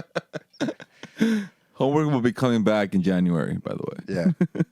Yeah. Flawed masterpiece. I don't know. Like a game that was really, really good, and like, oh my God, this is amazing, but there's like a couple things wrong with it. I don't know. Masterpiece is a pretty heavy term. Like, Yeah, the masterpiece part of that. There's some games that are really good, but had a few things wrong with them. I talked about it many times before, but the two Forced Unleashed games, like did some things really right, but had some big problems. Then the second one, they fixed it and created new problems. All right, I got a new answer. I would say Spore. Like, it's a masterpiece. And the only problem is, like, you couldn't keep playing it. Like, it didn't go... There's no end game, I guess. That's how they would say it now. But back then, they wouldn't say that. So it was only fun for the little bit that you played. So I'd go with that. I have one. The only reason why... Super Mario Brothers Plus. No, dude, Final Fantasy VII is a flawed masterpiece. It's one of my favorite games ever. One of the best Flawed games in I've ever what played. way? It didn't give me anything new from Final Fantasy VI. It just the graphics. It didn't add anything new to it. You know, something that Final Fantasy 11, no, not 11, but let's say, well, since 10. So you since played 10, most of them. I played them all, except seven's for... It's odd to except for criticize. I haven't played a lot of Final Fantasy games, but it seems odd to criticize them for originality because there's like 20 of them. I don't know. No, but I mean, like, there isn't anything new that was added to the game. Like, Mechanically. like, when it came from Final Fantasy 6 to Final Fantasy 7, you know, 6 being, like, my favorite Final Fantasy ever, and then Final Fantasy 7 just giving... all it did was give me graphics. And, Not a better story? All the 6... No, fuck no. Final Fantasy 6 has a better story, I believe, in my heart. In my heart of hearts. In my heart of hearts. In my soul of souls. I feel like it's, you know, hands down the best one. And Final Fantasy 7 gave me, you know, better graphics on the PlayStation, like all nice and pretty, and, you know, and it gave me cool little mini games and little extra mini, but like Final Fantasy have always had mini games. They've always had all this other stuff. At its heart, it's not better. But then Final Fantasy 10 gave me like better shit. You know, Final Fantasy 8 gave me a card game. Final Fantasy 9 gave me like both best of both worlds, and then like even though it's not that great, sorry, Chi. And like Final Fantasy 10 added like way more stuff. So Final Fantasy 7 is a fucking masterpiece, but it didn't give me anything new. I see what you're saying. You know what I mean? I see what you're saying. So that's the one I'm going for that question. Bobby, did you say one? I wouldn't call it a masterpiece, but I mentioned the Force Unleashed games. Okay. Mini. By the way, that's Shut the third up. time you brought that up this episode. He likes number 9, just like fucking Chi over here. Oh, makes sense. Cruel Rabbit has a two-part question here. First, when a component in your rig is going to blow, do you feel sad, scared, or happy? You never know before that happens, do you? How the fuck do you know you're just gonna blow? Yeah. I don't know. Sometimes you can tell, like, if my motherboard's going bad, I can tell because I get weird random issues. I don't know. I'm kind of hoping my TV goes so I can upgrade that. Dude, Black Friday's coming up, dude. Just do it. There's no... Dude, my TV works perfectly fine. Like, it's Is so it fun. UHD or just HD? No, dude, it's 1080p. I bought it in 2012. It's a Oh, 3D shit. TV. Yeah, it has 3D on it. I don't even have the glasses anymore, but It's time, dude. And the saddest part about It's you not getting rid of time. it?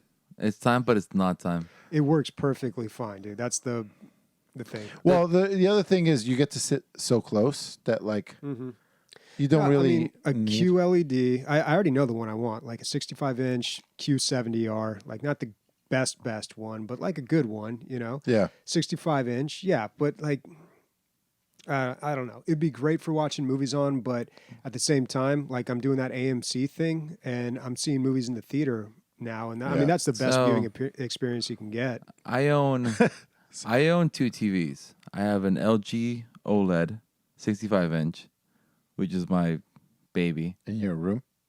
And then in my room, I have a Q70R. I mean, Q80R. Not the 90, the Q80. I got it for like $300. 80 inches? No, bro. I have the 55-inch of the okay. the Q80. Is that I got it. QLED? I got it for $300 because yeah. I have a friend that works at Samsung, so I got the super cool, awesome employee discount on that one. So it's pretty badass. It has FreeSync on it, and I that's cool. do see the improvement when it comes to console gaming. I also see the. Wait, is it connected to the computer? No, it is connected to my computer. So do you play, like, controller games on it? Yeah, I play Red Dead on my 4K. On It's that, crazy on because that. Rogue Legacy has been 3 weeks and you haven't. So you could do that in bed and you haven't done it. Okay, I got it. Bobby doesn't invite me to fun things and you'll play with games in bed. Okay. Anyways, I was playing Red Dead on it on my bed. It was fucking awesome. But so I love TVs. I'm always looking at like whatever's new and stuff like that. I did get the Q80R just because my friend told me like, hey, you've been wanting a TV from me forever. Have you bought one yet? And I said, well, I did. I bought the LG, but you know, you got a good discount. What you got? And she gave me that for $300. So I fucking put that. OLED is amazing, Bobby, if you want to consider it ever, but it's still too dangerous. I'm scared. Dangerous in what way? I'm Like, scared it every doesn't time I last? use the TV because like I don't want it to stay frozen in something for so. Obviously, it takes like it's super long for it to like burn in or whatever. But and then but if I look at my So OLEDs, you can't have a still screen for a long for time? now it's too long. No, Oh, no. There's a lot of new technologies for OLEDs that actually like every couple seconds the pixels shift or whatever. Like it's like a shift thing. Oh, just to protect it. but you don't notice it because it's so Right, quick. right. You know, so you can't even tell. So it does that. Like the Razer laptops have that. You know, they have OLED screens, so perfect blacks and everything, and they shift every time so that you don't notice it. Gotcha. But that Samsung is good. I think I compare it to my OLED. It's fucking. I think it's great. Like I because I wanted to see Endgame again, Marvel Endgame, and I watched it Avengers. 3 times now. And I was just like, I want to watch it because like I saw it first day. The first fucking showing was like a 5 o'clock members only, fan only event when they gave me a poster and shit, right? So I got there because I wanted to watch it for anyone else. I saw it. I loved the shit out of it at the moment. I walked out crying. I'm like, oh my God, best one. But then I started thinking about it. I was like, oh, some stuff was really fucking stupid. So like I finally watched it again. And I was comparing it between the QLED, which only gave me HDR10, and then my LG, they gave me Dolby Vision. Because Samsungs do not give you the Dolby shit. Or maybe it's just the apps. So you're saying that you're going to compare sound So I versus compared them vision? both with HDR10 and that, and it's not that bad. It's not that bad of a difference. There's no part of me where it goes like, oh no, dude, LG is like 1 billion times better. OLED's so much. It's not. It's really not. Dude, as far as TV, they're all trying their hardest. Yeah. The difference between which one's the best is razor thin, I think, right now. It's just like, Especially on the upper end. So Samsung bought like, you know what I mean? Sony bought the OLED technology from LG, and then Samsung was like, fuck you guys with your OLED, and they made their QLED shit. So it's kind of similar, but it's still not as great. But the comparison between those ready for high-end this, screens, dude? what? 15% of Koreans are employed by Samsung. Oh, I know. It's like I know. the country. Yeah. Yeah, so they're trying really, Yeah, I know. really hard. My friend that works there just like only works with Koreans. It's ridiculous. And then even in Mexico where they have the factories where they just, send them over here, they like it's a bunch of Koreans working in Mexico. Oh, really? Yeah. It's pretty crazy. Listen, Yeah. Bobby has to fucking go plug himself in. dude. Sorry. So we gotta keep going. All right, go. You just talked for like 45 minutes. No, I didn't. All right. Another question from Cruel Rabbit. Also, I think I just booked singing lessons with a local tutor because I love Mike Patton. Shall I follow through? Sure. Yeah. Yeah, I'm down for anybody trying to improve themselves. Yeah, for sure. Dude, singing's awesome. So I've recently decided I have to learn something new. I haven't learned anything, and I'm going to go ahead and say this, probably 8 years. Like, I need to. You haven't learned anything completely new, like at least a language or like anything, right. a new trade. Yeah, Anything. yeah. And I can feel my brain, like, atrophying from not using it. Okay. So it's really time. But I don't know what I'm going to learn. I think Mandarin is high on the list. I don't think it's that hard. Oh, really? But then I was thinking about how, like, I haven't even mastered Spanish, you know? How about you work on that? Although I've gotten a lot better. Oh, yeah, you have. Yeah, you have. Very, very, very better. You want to do the rest of it in Spanish? No. Okay. Then Bobby will be like better than us in Spanish. Let's do the last question in Spanish. I'm not going to look, but let's do it in Spanish. Don't look. Okay. Don't look. You just look. I just read it. All right. One more question from Morconius. What's the age cutoff for OK Boomers? Can Gen X use that? I mean, there's an official. Boomers are like cut off at a certain point. No. But then again, you have to think about it. Like, they keep changing their fucking ages. Like, I used to be a millennial. Now I'm not a millennial anymore. Apparently, to the new millennial standards, what you really are. Because they're like, you know what? People that were born in 85, they're not really millennials. Because, the higher percentage of them are super against a lot of shit. So they're not really millennials.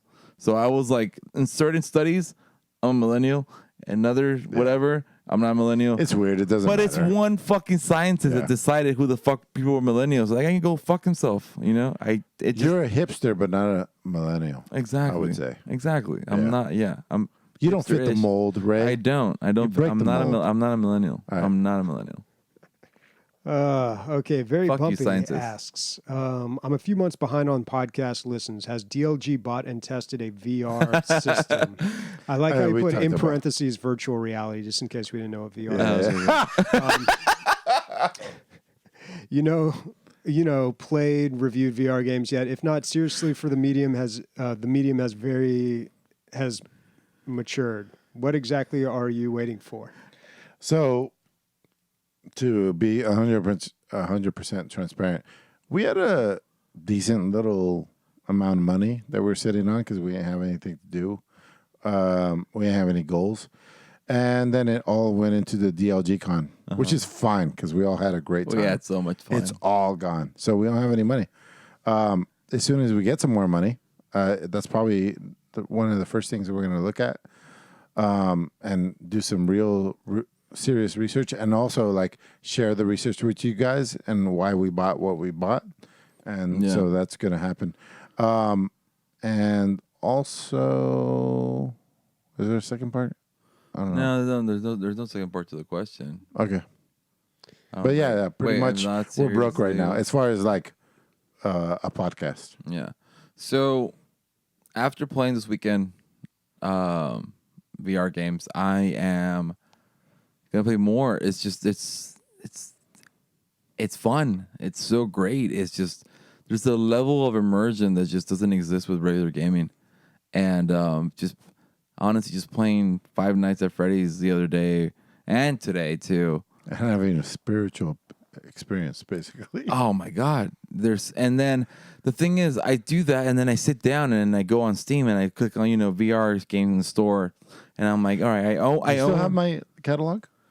Yeah, but like you have Space Pirate Trainer, which is awesome. Which I still haven't done. It's installed now, so I'm gonna try that one. Did you play the magic one? I think the VR wizard? games have gotten a lot better, dude. Those are like the old. Those are the old ones. First came out. Space Pirate Trainer. Yeah, now it's so I'm the old guy within VR, which is brand new. Okay, yeah, pretty much. All right. Anyways, like I've been wanting to play. There's Oculus.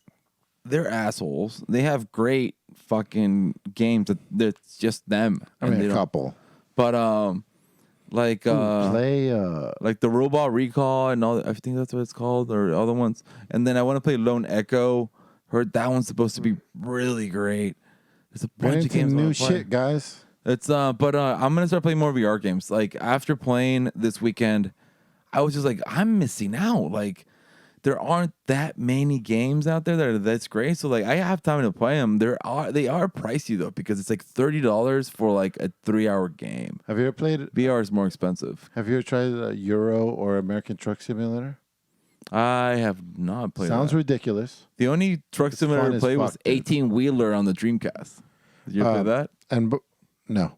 By the way, Jens wrote a review of Euro Truck Simulator like 2 or something, and it was on the front page of Steam. Like, he's a good writer. Check it out and upvote it because he's pretty proud of it, and I was proud of him. Moving on.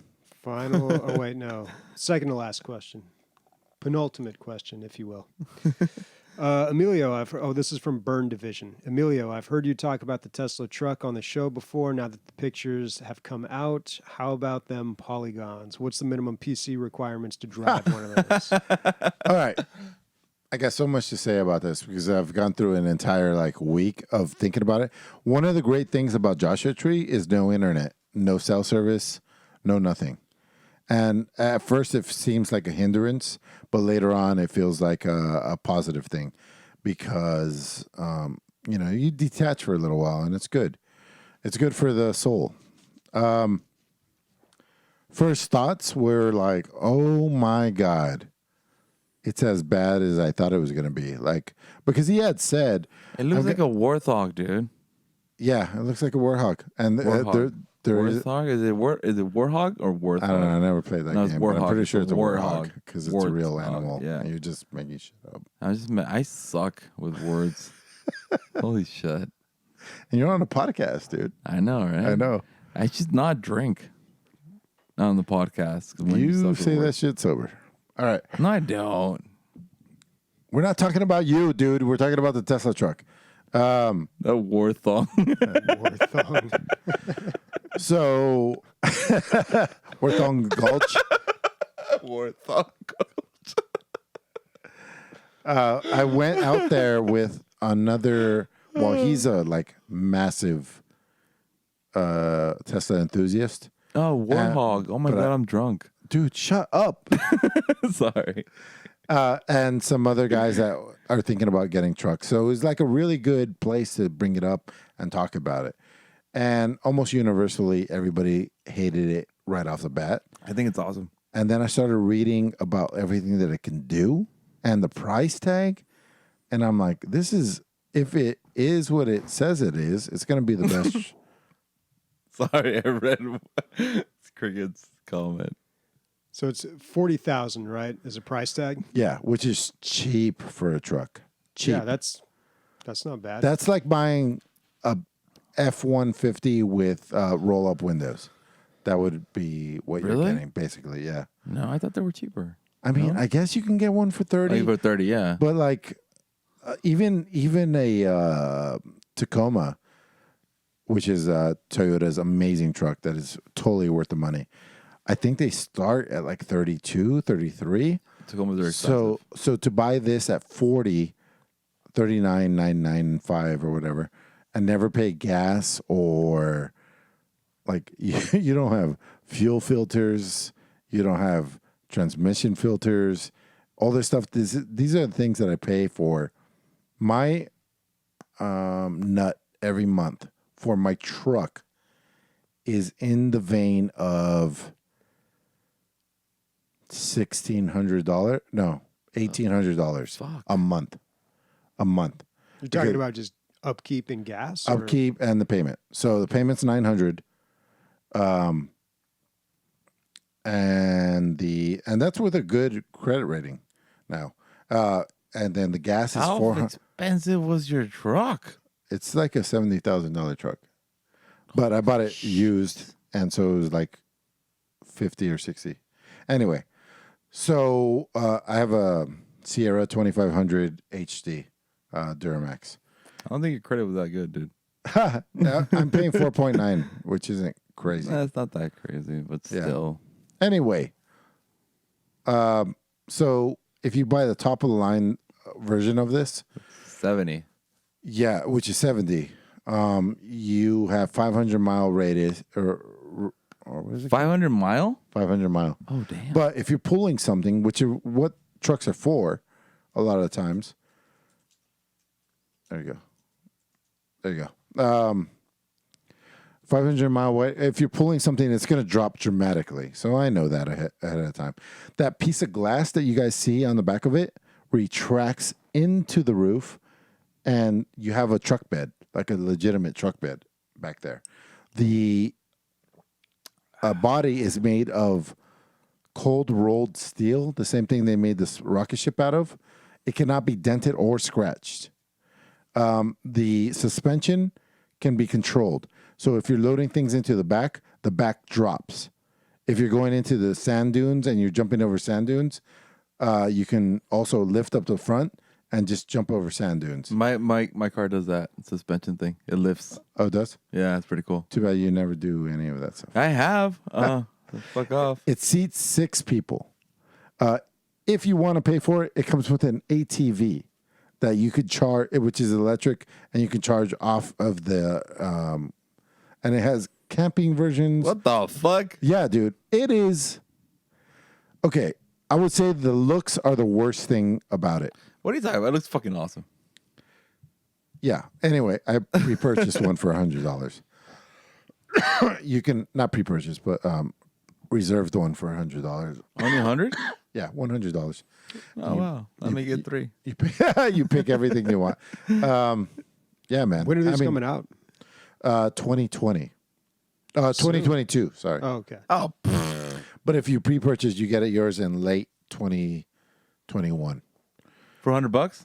Bobby, I'm what gonna are your repurchase one. thoughts? Fuck it. Just the looks. Just the looks. The looks, dude, they're pretty futuristic. Yeah. I think a lot of people. It looks like a warthog. warthog. It looks like Pumbaa from Lion King. God damn, I can't talk when I drink. I'm sorry, Bobby. I'm blocking you. Shit. I'm having trouble Warthog. understanding the God damn it. the headlights and the brake lights here. Let me get a picture of the brake lights. So the 'Cause it looks headlights- like one long. Yeah, it's one long LED strip. But if you're going off road, there's an additional one.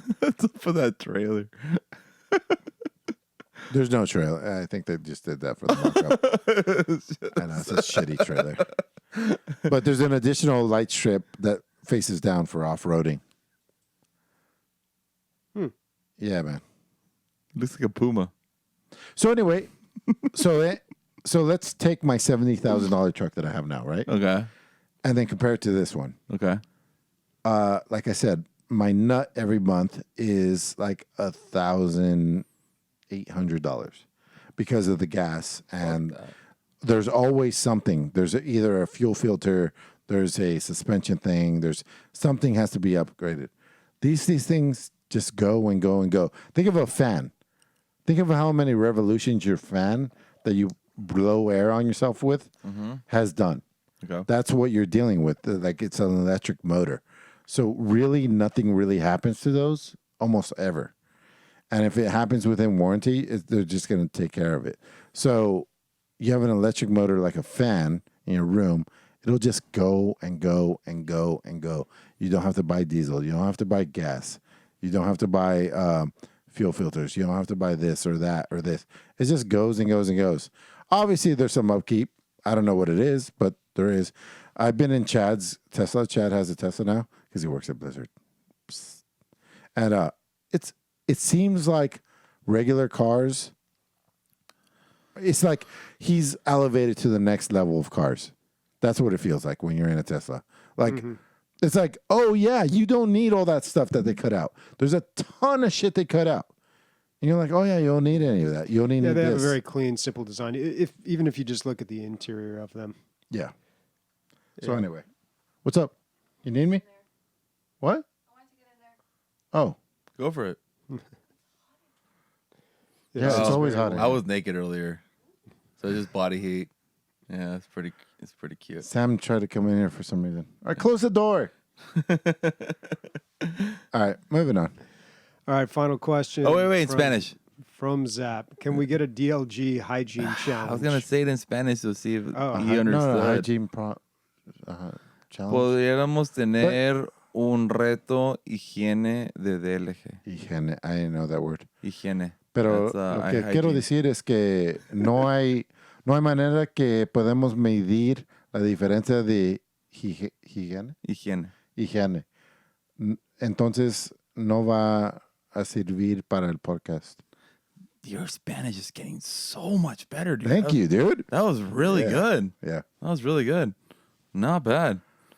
¿Y qué son tus pensamientos, Bobby? Roberto. Roberto. Pinche Roberto. I forgot to include it in here. I meant to, but somebody had a good response. They said, I don't want to see the before pictures of that. Of what? A hygiene of challenge. a hygiene challenge. Motherfucker, Zap, do you remember the fucking weight loss challenge? We're the exact same. I wouldn't expect much different in this one either. Seriously, we'd say we talk about the improvements every week and then never do anything about it at the end.